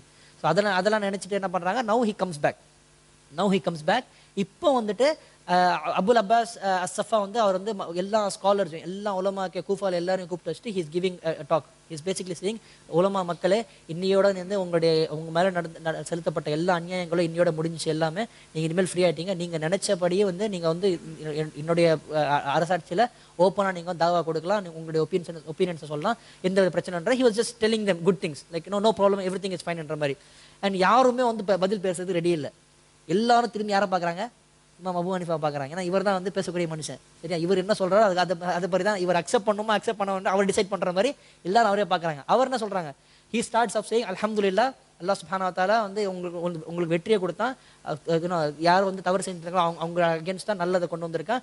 நீங்க சொல்லது உங்களுக்கு நாங்க சப்போர்ட்டிவா இருப்போம். எப்போ வரைக்கும் நீங்க அல்லாஹ்வுடைய கிதாப் அல்லாஹ் சுன்னத்து நபி இது ரெண்டுத்தையும் வந்து நீங்க பின்பற்ற வரைக்கும் உங்களுக்கு நாங்க சப்போர்ட் கொடுப்போம். எப்போ வரைக்கும் நீங்க மக்களுடைய ஹக்கை வந்து நீங்க மக்கள் கொடுத்துட்டு இருக்கீங்களோ அது வரைக்கும் நாங்க சப்போர்ட் பண்ணிட்டு இருப்போம். என்னைக்கு இதை மூணுத்துல ஒன்னத்தையும் நீங்க விட்டுட்டீங்கன்னா we will be against you. Openly he says, நீங்க நல்ல ஐஸ் வைக்கலாம், என்ன வேணா சொல்லிக்கலாம் பாஸ், பட் அல்டிமேட்லி இதான்ற மாதிரி அவர் ஓப்பனா சொல்லிட்டு போயிடுறாரு. So he sets the scene very clearly. He is a very nice man. அவரோட ஹிலாஃபல எல்லாமே நல்லபடியா இருக்கு. அஹ்லுல் பைத் நல்லபடியா ட்ரீட் பண்ணிட்டு இருக்காங்க. ரசூலுல்லாஹி ஸல்லல்லாஹு சங்கதிகள் நல்லா வாழ்ந்துட்டு இருக்காங்க. 5 வருஷம் கழிச்சு அவரோட மௌத் ஆனோனே அபு ஜாஃபர் அல் Mansoor, another khalifa, comes to power from the Abbasi dynasty. This is the last of them. We are almost at the end. So he is the last of them. Abu Jafar al-Mansur was எப்படி சொல்றது, பதட்டம் உள்ள ஒரு மனுஷன். இவங்க இப்படி பண்ணிடுவாங்களோ, இவங்க இப்படி ஆக்கிடுவாங்களோ, அந்த மாதிரி ஏன்னா நம்மளை பேச he sent spies. அவர் வந்து எல்லாம் ஒற்றர்களை வந்துட்டு என்ன பண்றாங்க, பெரிய பெரிய இமாம்களுடைய ஹலக்கால வந்து உட்கார வச்சிடுறாங்க. என்னன்ட்டு இவங்க நம்மளை பத்தி மக்கள் வந்து தப்பா கேட்கறாங்களா, அரசரை பத்தி தப்பா கேட்கறாங்களா, ஹலீஃபா பத்தி தப்பா கேட்கறாங்கன்ற மாதிரி இன்ஃபர்மேஷன் கேதர். இன்னைக்கு இஸ்லாமிக் கண்ட்ரீஸ் நடக்கிற ஒரு விஷயம் தான். எந்த ஹலக்காக்கு போனீங்கன்னா ஒரு கவர்மெண்ட் ஆள் ஒருத்தர் உட்காந்துட்டு இருப்பார். Masjid including Masjid Nabawi and including haram, both masjids. Unfortunately it is the case. Government sends spies. What do we do? Hey, spying is haram. Anyway, we are where we are. Spying is haram. Spying against Muslims is haram unless you know for sure they are against Islam. It's a fiqh discussion. Anyway, inshallah Allah will be another discussion. Khair. So this is what happens. And இந்த ஆள் வந்து இந்த மாதிரி அனுப்பிச்சிட்டு இருக்காரு. ஒரு நேரத்தில் எதனால வந்து இமாம் அபு ஹனீஃபா மேலே இவர் வந்து ஒரு கோவம் வருதுன்னா, ஒரு நாள் என்ன பண்றாரு, இமாம் அபு ஹனீஃபா கூப்பிட்டு வர்றாரு. என்னன்னா இவருக்கும் அவர் மனைவிக்கும் பிரச்சனை. கூப்பிட்டு என்ன கேள்வி கேட்கறாரு, யா இமாம், நீங்க இருக்கிற இமாம்ங்க நீங்க தான் வந்து ரொம்ப சிறப்பான வந்து அல்லாஹ் சுப்ஹானஹு வ தஆலா வந்து அறிவு கொடுத்த ஒரு இல்ம் கொடுத்த ஒரு இமாமா இருக்கீங்க. எங்களுக்கு 2 பேருக்கு ஒரு கொஸ்டின் இருக்கு, நீங்க ஆன்சர் பண்ணுங்கன்றாங்க. என்ன கொஸ்டின்னா, இஸ்லாத்துல ஒரு ஆண் எத்தனை பெண்களை மனம் முடிக்கலாம் அப்படின்னு இமாம் வந்து 4 பேரை நீங்க மனம் முடிக்கலான்னு அபு ஜாஃபர் சார் பாத்தியா அப்படின்றாரு. சரியா சி அப்படின்ற மாதிரி சொல்றாரு. உடனே வந்து இந்த இமாம் immediately follows up and says, ஆனா அது எப்போனா when only you can treat all of them with justice. So if you can't treat them with justice, then find no wahid, then you can marry only one. அப்படின்னா அப்போ wife சொல்றாங்க பாத்தியாங்க அப்படின்றாரு. Then the husband gets very furious. அவருக்கு ஒரு பயங்கரமான ஒரு embarrassment மாதிரி ஆயிட்டு, என்னடா இந்த மாதிரி ஆயிடுச்சுன்ற ஒரு கோவம் வந்துடுச்சு அவருக்கு. அந்த கிரட்ஜ் இருக்கு. 10வது வரைக்கும் இந்த மாதிரி என்ன பண்றாங்க, அவங்க வந்து அவர் வாழ்க்கையை காப்பாற்றிட்டாங்கன்னு சொல்லிட்டு கிஃப்டாக கொடுத்து அனுப்பிச்சு விடுறாங்க அவருக்கு. அதை பார்த்து இன்னும் கோவம் வந்துடுது. But the imam sense of everything, he doesn't accept anything because if accept பண்ணிட்டு என்ன ஆகும், credibility goes away. So he sends off everything, says barakallahu feekum. He says you can have your money, I don't want anything, I just told what was right according to the Quran சொல்லிட்டு வந்துடுறாங்க. முடிஞ்ச உடனே இப்போ எதனால what actually made Imam Abu Hanifa speak against Abu Jafar al-Mansurna, Abu Jafar al-Mansur was again very fanatic guy. There was this imam, a very famous imam, please go and learn about this imam, Abdullah ibn al-Hasan al-Muthanna. Abdullah ibn al-Hasan al-Muthanna, இவர் வந்து very big scholar from the family of Rasulullah sallallahu alaihi wasallam, from the descendants of Hussein radiyallahu anhu. He had 2 sons, Muhammad and Ibrahim. And இந்த 2 பசங்க வந்துட்டு they were actually thinking something that they were thinking that Abu Jafar was not the right guy, and they were actually creating some noise. So Abu Jafarக்கு இது தெரிஞ்சு என்ன பண்றாங்க, இவங்க 2 பேரும் தேடி ஆள் அனுப்புறாங்க. இவங்க 2 பேர் தலைமறைவாயிடுறாங்க. ஒருத்தர் வந்து யமனுக்கு போயிடுறாங்க, ஒருத்தர் actually goes to India. He goes to India and he settles in India. So நேரா இப்போ அவங்க பசங்க கிடைக்கலன்னு என்ன பண்றாங்க, நேரா அப்பாவை தேடி வராங்க. அப்பா கிட்ட தேடி வந்துட்டு பசங்க எங்க, முகமது இப்ராஹிம் எங்கேன்னு கேட்குறாங்க. கேட்டோன்னா அப்பா என்ன சொல்றாரு, எனக்கு தெரியாதுன்றாரு. ஆக்சுவலி he didn't know, எனக்கு சுத்தமா தெரியாது. அப்படியே அவங்க தெரிஞ்சு காலு கீழே அடியில இருந்தா கூட நான் அவங்கள விட்டு கொடுக்க போறதில்லைன்றாங்க. Then this person who actually goes there, he drags him out. This big scholar, this very old scholar, a sheikh. When we say sheikh in Arabic language, we mean someone who is very elder, very senior. ரொம்ப வந்து வயது முதியவர்ன்ற ஒரு அர்த்தம் தான். என்ன சொன்னீங்க ஷேக்னா முதியவர்ன்ற அர்த்தம் நான் எடுத்துக்கிறேன். மாஷா அல்லாஹ். அவர் சொன்னீங்கன்னா அது வேற மாதிரியா இருக்கும். அல்ஹம்துலில்லாஹ். சரியா? ஸோ அவரை இழுத்துட்டு வெளில வந்துட்டு அவ்வளோ பெரிய இமாம, they drag him in the streets, they beat him, they torture him, and ultimately he is killed. இந்த நியூஸ் அபு ஹனீஃபாவுக்கு போன பிறகு he speaks against Imam Jafar al-Mansur. He speaks against the Khalifa very strongly. So this is what you did is wrong, and he says this is totally wrong, this is not right. And then he revolves, and what happens in the same time Abu Jafar against வந்துட்டு மக்கா மதீனால இருந்து Muhammad an-Nafs az-Zakiyya, so many names, history is nothing but names, you have to remember names. What do we do? Muhammad ibn Hafs az-Zakiyya, our Malik, Imam Malik உடைய காலகட்டத்துல மதீனால இருந்து he revolves. Imam Malik supports it, and Imam Abu Hanifa, two imams of the time, two biggest scholars of the time, in the புரட்சியை வந்து in the rebellious movement support பண்றாங்க. When he moves across, then Imam Abu Hanifa tries to support him, and then ultimately he is taken to prison. இவர் support பண்றாரு தெரிஞ்ச என்ன நடக்குது, எங்க கூஃபால வந்து இவரால பிரச்சனை ஆயிடும்னு சொல்லிட்டு அந்த khalifa இவரை இழுத்துட்டு போயிட்டு Baghdad, where was the khalifa, okay, the khilafat of Ali bin Abi Talib எந்த ஊரு? Kufa. The Khilafat of Abbasids in the Ur, Baghdad. They didn't make Kufa as the capital, they make Baghdad as the capital. So Baghdad Imam Abu Hanifa kondu poranga, they torture him in the jail, and eventually he is killed in the jail. Imam Abu Hanifa, such a big scholar, he is tortured and humiliated and killed. Kollaparar. He gets killed in the jail, and then in his last wasiyah, which was executed by his student Imam Abu Yusuf. What was the wasiyah? Basically he said, அவருக்கு தெரிஞ்சிருச்சு இப்படிதான் இந்த 2-3 ஆப்ஷன்ல இதான் நடக்குமோன்ற மாதிரி தெரிஞ்ச மாதிரி வச்சுட்டு he writes வசியா, என்ன எங்க அடக்க பண்றீங்களோ அந்த இடம் வந்துட்டு யாருக்கிட்டையும் இம்ப்ராப்பரேட் பண்ண அபகரிக்கப்பட்ட, கரெக்ட், அபகரிக்கப்பட்ட இடமா இருக்கக்கூடாது. அன்ரைட்ஃபுல்லி அக்வைர்ட் பண்ண லேண்டா இருக்கக்கூடாது. Number 1. Number 2, that place shouldn't have been bought by interest. எந்த வித ஹராமான மணி ரிபாவுடைய காசுல வாங்கப்பட்ட இடமா இருக்கக்கூடாது. அப்படிப்பட்ட இடத்தை கண்டுபிடிச்சு என்ன தஃபன் செய்யுங்கன்னு வாங்க. So move on, next one. The next slide. That's the mazar, the tomb of Imam Abu Hanifa. So that's a 1905 picture. So khair, so that's where he passed away. 6 ஜனாசாக்கள் நடந்துச்சு அவர் மேல. ஒவ்வொரு ஜனாசாலையும் 50,000 மக்கள் வந்து ஜனாசா தொழுதாங்க. 6 ஜனாசா நடந்துச்சு, 50,000 மக்கள் அவர் மேல வந்து ஜனாசா தொழுதாங்க. Imam Shafi'i, I'm fast forwarding. Imam Shafi'i, when he becomes an imam, he goes to Baghdad. Baghdad போயிட்டு he prays in the same masjid, which this is actually a masjid. அந்த photo போங்க பின்னாடி. So in the photo that's actually a masjid. Imam Shafi'i goes and prays. In the mazhab of Imam Shafi'i, you make the what? The Rufaidain. நம்ம Rufaidain செய்வோம் in the Shafi'i mazhab. When Imam Shafi'i goes to this masjid, our Rufaidain செய்யாம தொழுறார். So the people, Muhammad Ibn Mubarak, another big scholar, Muhammad Ibn Mubarak asked Imam Shafi'i, நீங்க தொழுற மாதிரி தொழுங்களேன், நீங்க ஏன் மாத்தி தொழுறீங்கன்னா, out of the respect for the man in the grave அப்படின்ற. And the imam நான் கொடுக்குற ihtiram, that is the respect I give to the imam. I don't want to create fitna, because யோசிச்சு பாருங்க, ஒரு Imam Shafi'i is a big scholar. உங்க ஊருக்கு ஒரு பெரிய இமாம் வந்து வேற மாதிரி தொழுதாருன்னா என்ன நடக்கும்? இப்போ மக்கள் there's confusion இல்ல, common man will ask questions, he will get confused. இன்னும் அவ்வளோ பெரிய இமாம் வேற மாதிரி தொழுறாரு, புதுசா என்னென்னமோ பண்றாரு, அப்புறம் அவருக்கு என்ன தெரியாதா, அப்ப நாம தப்பா செய்யறோமா? ஃபித்னா வரும். So what he does, he thinks and he doesn't create fitna, and he accepts the opinion of Imam Abu Hanifa. The salah is still valid, alhamdulillah, it's sunnah, no problem, the salah is still valid. So that's how the imams understood. I have 15-20 minutes of material to talk about fiqh, or I can rush off in like 10 minutes. Yes or no? 10 minutes. Continue. Jazakallah khair. Next. Okay. What is fiqh? What is mazhab? Before fiqh, what is mazhab? Mazhab is not opinions. தயவு செஞ்சு opinion மட்டும் நினைச்சுக்காதீங்க. அப்படி நினைச்சிட்டு இருந்தீங்கன்னா you don't have any understanding of fiqh. Mazhab is based on principles and rulings, qawaid and usul, axioms and principles. This is what the mazhab is based on. Every imam followed a certain set of principles. ஒரு usul of base பண்ணி தான் அவங்களோட opinions வந்து base பண்ணாங்க. So Imam Abu Hanifa usul, what were his sources and பார்ப்போம். Number 1, the Quran. Obviously எல்லாருமே வந்துட்டு குரானை ரெஃபர் பண்ணுவாங்க, but he himself, he had a very special principle, which is there is something called as mutlaq and there is something called as muqayyid. Mutlaq is the general rule and muqayyid is the specific rule. Imam Abu Hanifa என்ன சொல்றாருன்னா, எது எல்லாருக்கும் ஜென்ரலா இருக்கோ அதை நான் accept பண்ணிக்கிறேன், எது ஸ்பெசிஃபிக்கா இருக்கோ அதை நான் ஜென்ரல் ஆக்க மாட்டேன்.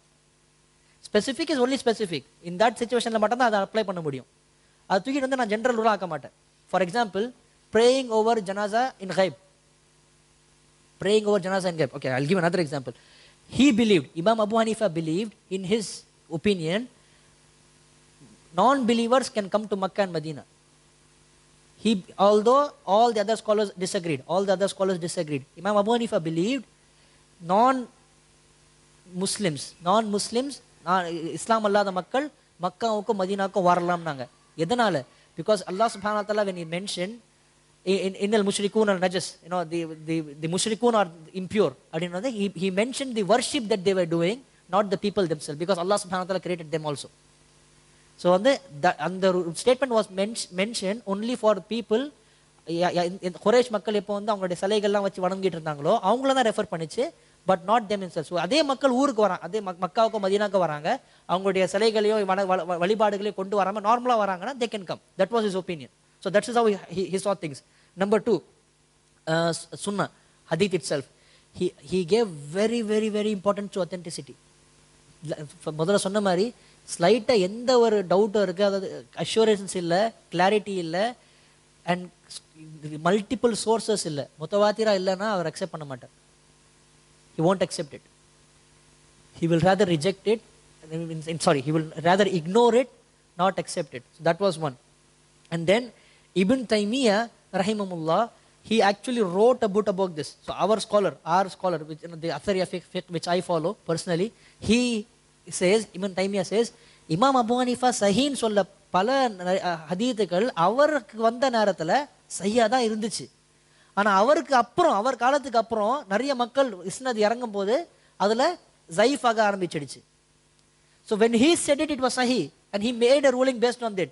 But when Imam Shafi and Imam Ahmad came after 60 years or 70 years, now the chain has been broken. Chain corrupt ஆயிடுச்சு, ப்ராப்ளம் வந்துடுச்சு. So those Imam said they are daif. So நம்ம ஒரு 600 வருஷம் கழிச்சு நின்று இமாம் அபு ஹனீஃபா தைஃபான ஹதீத்தை எடுத்து ஃபத்வா கொடுத்தாருன்னா it's not right. You understand? When it came to him, it was sahih. Some of them, he took it in the right value, but later on it became incorrect. So that was one. Imam himself, Imam Abu Hanifa, அவங்களே சொல்றாங்க, குர்ஆனை பொறுத்த வரைக்கும் எந்த வித மாறுபட்ட கருத்தே இல்லை, we all accept it, no problem. When it comes to hadith, basically sahaba, right? ஹதீத் நம்மளுக்கு அறிவிச்சது யாரு? சஹாபா மக்கள் தான் அறிவிச்சாங்க. ஏன்னா அபு ஹனீஃபா வந்து எந்த he didn't saw Rasulullah sallallahu alaihi wasallam. But Imam Abu Hanifa met Anas ibn Malik. He was a tabi. Imam Abu Hanifa வந்து Anas ibn Malik சந்திக்கிறாங்க.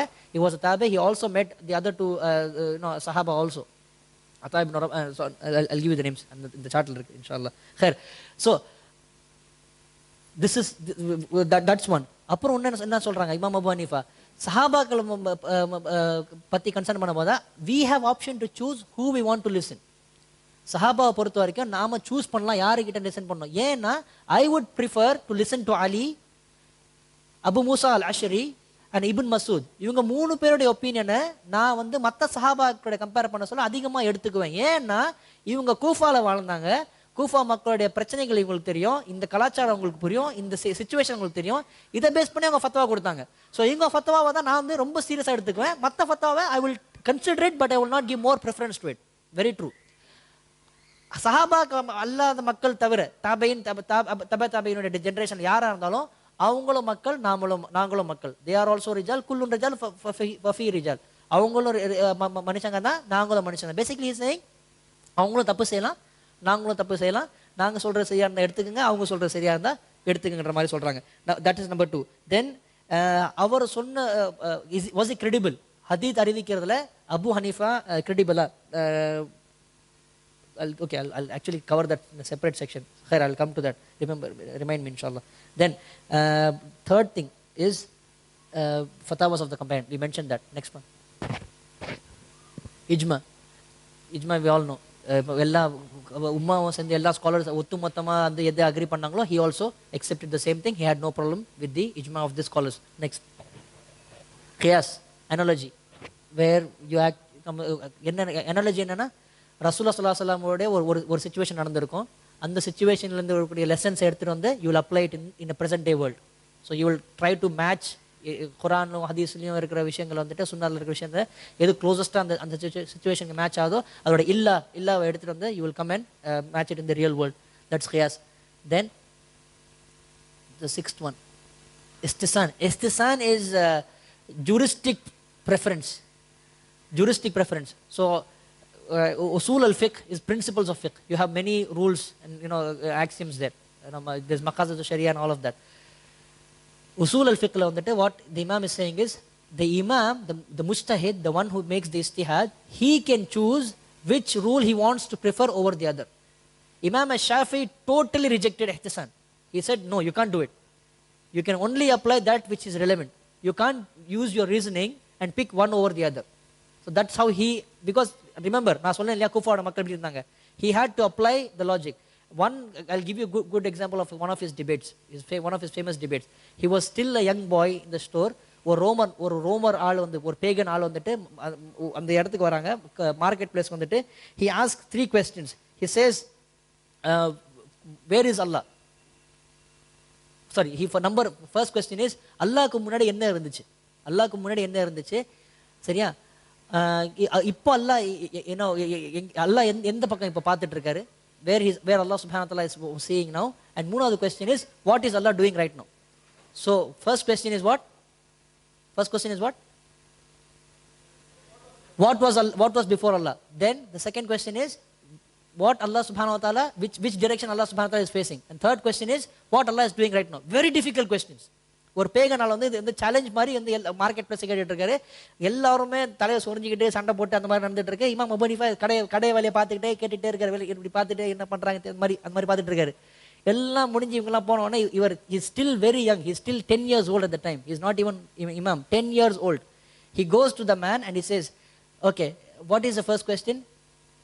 ஃபர்ஸ்ட் கொஸ்டின் என்ன? அல்லாஹ் சுப்ஹானஹு வ தஆலா அதுக்கு முன்னாடி என்ன இருந்துச்சு? அல்லாஹ்க்கு முன்னாடி என்ன இருந்துச்சுன்னா, சரி 10ல இருந்து 1 வரைக்கும் எண்ணுங்க அப்படின்னா, அவர் 10, 9, 8, 7, 6, 5, 4, 3, 1, 3 சாப்பாடு. 1க்கு முன்னாடி அப்போ 0 கண்டுபிடிக்கல. 1க்கு முன்னாடி என்ன? 1க்கு முன்னாடி 1 இல்லைன்னா அதே மாதிரி அல்லாஹ்க்கு ஒருத்தருக்கு முன்னாடி எதுவுமே கிடையாது அப்படின்றார். சரியா? தென் செகண்ட் கொஸ்டின் என்னன்னா, சரி இப்போ அல்லாஹ் எந்த பக்கம் பார்த்துட்டு இருக்காருன்னா, நீங்க ஒரு மெழுகுபத்தியை கொளுத்தி நீங்க வீட்டில் வச்சீங்கன்னா மெழுகுபத்தியோட ஒளிச்சம் எந்த பக்கம் போகுது அப்படின்னா, அது எல்லா பக்கம் போகும் அப்படின்னு. இல்லை நீங்க திருப்பி வைங்களா அப்படின்னு. அப்போ எங்கே போவோம்? அப்போ எல்லா பக்கம் தான் போனா, அல்லாஹ் நூறு சமாவாத்தி வல் அர்த். அல்லாஹ் வந்து ஹர்ஷுக்கும் துனியாக்குள்ள நூறா இருக்கிறான். அல்லாஹ்வுடைய வெளிச்சம் எல்லா இடத்துலயும் இருக்கு அப்படின்னு. சரி, மூணாவது கொஸ்டின் சொல்றதுக்கு முன்னாடி அவர் இமாம் ஹனீஃபா இஸ் லைக், இந்த ஆள் டைம் வேஸ்ட் பண்றேன்ற மாதிரி நினைச்சிட்டு தான் பண்றாரு. சரி, he was young boy and இந்த ஆள் வந்து ஸ்டூல் மேல உட்காந்துட்டு இருக்காரு. சரியா? சரி நீங்க இப்படி வாங்க, நான் இங்கே நாங்கள் அந்த ஸ்டூலில் நின்று பேசுகிறேன், மூணாவது பதில் நான் இங்கே நின்று கொடுக்குறேன்னு அவர் கேட்குறேன். ஏன் அப்படின்னு, நான் 2 கொஸ்டின் இங்கே ஆன்சர் பண்ணேன் இல்லையா, மூணாவது கொஸ்டின் எல்லாரும் கேட்கட்டும் அப்படின்னு. சரி அப்படின்னு அவர் இடத்த மாதிரி வந்துடுறாரு. இவர் இந்த சின்ன பையன் வந்து ஸ்டூல் மாதிரி ஏறி நின்றுட்டு அங்கேருந்து பேசுறாரு. பேசிட்டு சரி மூணாவது கொஸ்டின் என்னன்னு, இப்போ எல்லாம் என்ன பண்ணிட்டு இருக்காருன்னா, கீழ்த்தனமான ஒன்றை கீழ்படுத்திட்டு இருக்காரு, நல்ல மனுஷனான என்ன உயர்த்திட்டு இருக்காரு அப்படின்னு சொல்லிட்டு முடிச்சுட்டு போயிடுறாரு. சரியா? So this is how smart he was from the beginning. So this is how he reason. அவரோட மைண்ட் வந்து இந்த மாதிரி தான் ஒர்க் பண்ணுது. Then what they do is இஃப்திராதுல் மசாயில், hypothetical situations. Imam Malik hated it. இப்படி ஆனா என்ன பண்ணலாம், அப்படி ஆனா என்ன பண்ணலாம், அதுக்குண்டான ரூல்ஸ்கள், அதுக்குண்டான ஃபத்தாவாக்கள், இந்த மாதிரி 60,000 ஃபத்தாவாக்கள் வந்துட்டு him and his students did. There was one extremely unique quality about Imam Abu Hanifa. With மற்ற எல்லா இமாம்கள் மத்தியில் இமாம் அவருடைய குர்சியில் உட்காந்து ஹலக்கா நடத்திட்டு இருப்பாங்க, மற்ற எல்லாருமே ஸ்டூடெண்ட்ஸ். இமாம் அபு ஹனீஃபா உடைய மஜ்லிஸ் வந்துட்டு we don't call it students, we call them ashabain, the companions. இவர் கூட இருந்த ஸ்டூடெண்ட்ஸ் எல்லாரும் 36 ஸ்டூடெண்ட்ஸ் இருந்தாங்க. 36 ஸ்டூடெண்ட்ஸ்ல he himself says 28 பேர் ஜட்ஜ் ஆகக்கூடிய கேப்பபிள் உள்ளவங்க. அதுல 6 பேர் they themselves are mustahid, அவங்க வந்து ஃபத்வா கொடுக்க முடியும். அதுல 2 பேர் என்னையே மிஞ்சிடலாம். அதில் 2 பேர் யாரும் ஜுஃபரும் அபு யூசுஃப், 2 ஸ்டூடெண்ட்ஸ் இருக்காங்க. So they use to discuss ஒரு விஷயம், ஒரு கொஸ்டின் கேட்டாங்கன்னா அப்படியே ஒரு பஞ்சாயத்து மாதிரி நடக்கும். எல்லாருமே அவங்கவுங்க ஒப்பீனியன் சொல்லுவாங்க. Sometimes he's opinion will be right and sometimes he will take opinions from his students. So that's why Imam Abu Hanifa never wrote anything. Fiqh al Akbar மெசேஜில் வந்துருந்துச்சு இல்லையா, Fiqh al Akbar is disputed. His son Hammad narrated it. Imam himself never wrote anything. He didn't have time to write anything down. But Abu Yusuf's books are basically Imam Abu Hanifa's book. Muhammad ibn Hassan's book is actually Imam Abu Hanifa's book. Why? they all discuss together. It's collective knowledge. எல்லாருக்கும் உள்ள shared knowledge. இவருக்கு மட்டும் தான் தெரிஞ்சிருந்துச்சு, அவருக்கு தெரியாம இருந்துச்சுன்னா இல்லை, எல்லாமே டிஸ்கஸ் பண்ணிக்கிட்டாங்க, எல்லாமே ஷேர் பண்ணிக்கிட்டாங்க. So it's more collective knowledge. Muhammad ibn Hasan was 18 when Imam Abu Hanifa passed away. He was so young. And அவர் தான் வந்து he goes on to become basically the founder of the Hanafi school of thought. So he makes such an effort. And the last one, ihtisan, we mentioned, and the fifth, the sixth, seventh one is hiyal. Hiyal is evasion. Hiyal is loopholes. ஒருத்தர் போய் கஷ்டமான ஒரு சுச்சுவேஷனை மாட்டிக்கிட்டாருன்னா அவரை என்ன பண்ணி வெளில கொண்டு வரலாம், அதாவது what Islamic solution we can give him to bring him out of the problem. So but sometimes people misuse it, right? So ஜக்காத் என்ன பண்ணலாம், ஸ்கிப் பண்ணோன்னா இருக்கிற காசு எல்லாத்தையும் யாருக்காவது கடன் கொடுத்துடலாம். கடன் கொடுத்துட்டு 6 மாதம் கழிச்சு காசு திரும்பி வாங்கிச்சுன்னா அந்த வருஷம் நம்ம ஜகாத் கொடுக்க வேண்டிய அவசியம் இல்லை. இன் தட் டைம் இந்த மாதிரி நிறைய லூப் ஹோல்ஸ் இருக்கு இல்லையா? ஸோ இந்த loop ஹோல்ஸ்க்கும் they actually thought of that. So they actually gave fatwas. But unfortunately, okay, I'll give you one more example. ஜனாசா பற்றி இதுக்கப்புறம் பேச போகிறோம் இல்லையா? ஒரு எக்ஸாம்பிள் சொல்கிறேன். In the Hanafi mazhab, wife cannot give ghusl to the husband. மனைவி தன்னுடைய கணவனுக்கு ghusl கொடுக்க முடியாது. In the same breath I'm telling you, Asma binti Umays radiyallahu anha gave ghusl to Abu Bakr Siddiq radiyallahu anhu. Asma binti Umays radiyallahu anha, Abu Bakr Siddiq மறைஞ்ச பிறகு wife gave ghusl to husband. We all know that. Imam Abu Hanifa himself know that. But he didn't accept it. Why? Because of the hypothetical situation. There's one hypothetical situation where this will not apply. It's a tertiary level question. Let me give you an example. I have to stand for this. சரி உட்காந்துட்டு சொல்கிறேன், விடுங்க. Okay, உட்காந்துட்டு சொல்கிறேன், சரியா? ஜனாதா இருந்துச்சுன்னா சூப்பராக explain பண்ணியிருக்கலாம். In Islam, throw away logic, talk practicality. In Islam ஒரு மனைவி இருக்கும்போது அவங்களுடைய சகோதரியை நம்ம மனம் முடிக்கலாமா? ஹராம். இந்த ஷரியா இட்ஸ் ஹராம். ஒரு எல்டர் சிஸ்டர் இருக்கும்போது யங்கர் சிஸ்டர் நம்ம கல்யாணம் பண்ணிக்க முடியாது. சகோதரி, blood sisters we cannot marry at the same time. When let's say my dear wife passed away, so Halima passed away, for example, Halima's janaza is here. Can I marry her sister Safiya the same day? Yes or no? Yes or no? Wife is dead. Can I marry, say practicality, can I marry Halima the same day? Fajr, Safiya passed away. Maghrib, can I marry Safiya? Yes or no? Yes, right? Absolutely, no problem. I can still go ahead and marry. Ibn Masud actually did that. Ibn Masud உடைய மனைவி ஒரு நாள் இறக்குறாங்க. The next day he got married. The companion asked him, what's happened? He said, what? I am afraid of the fitna that may impact me even in one night. I don't want to even be in any haram situation even for one night. So it's there. So see, Ibn Masud, again, Abu Hanifa influence. So he says, so let's say சஃபியாவோட ஜனாசா is still there. ஃபஜருக்கு அப்புறம் ஜனாசா இருக்கு, இன்னும் எடுக்கல. நான் மக்ரிப்க்கு அப்புறம் ஹலீமாவோட ஜனாசா இருக்கு, நான் சஃபியாவை கல்யாணம் பண்ணிக்கிட்டேன் இப்போ, சரியா?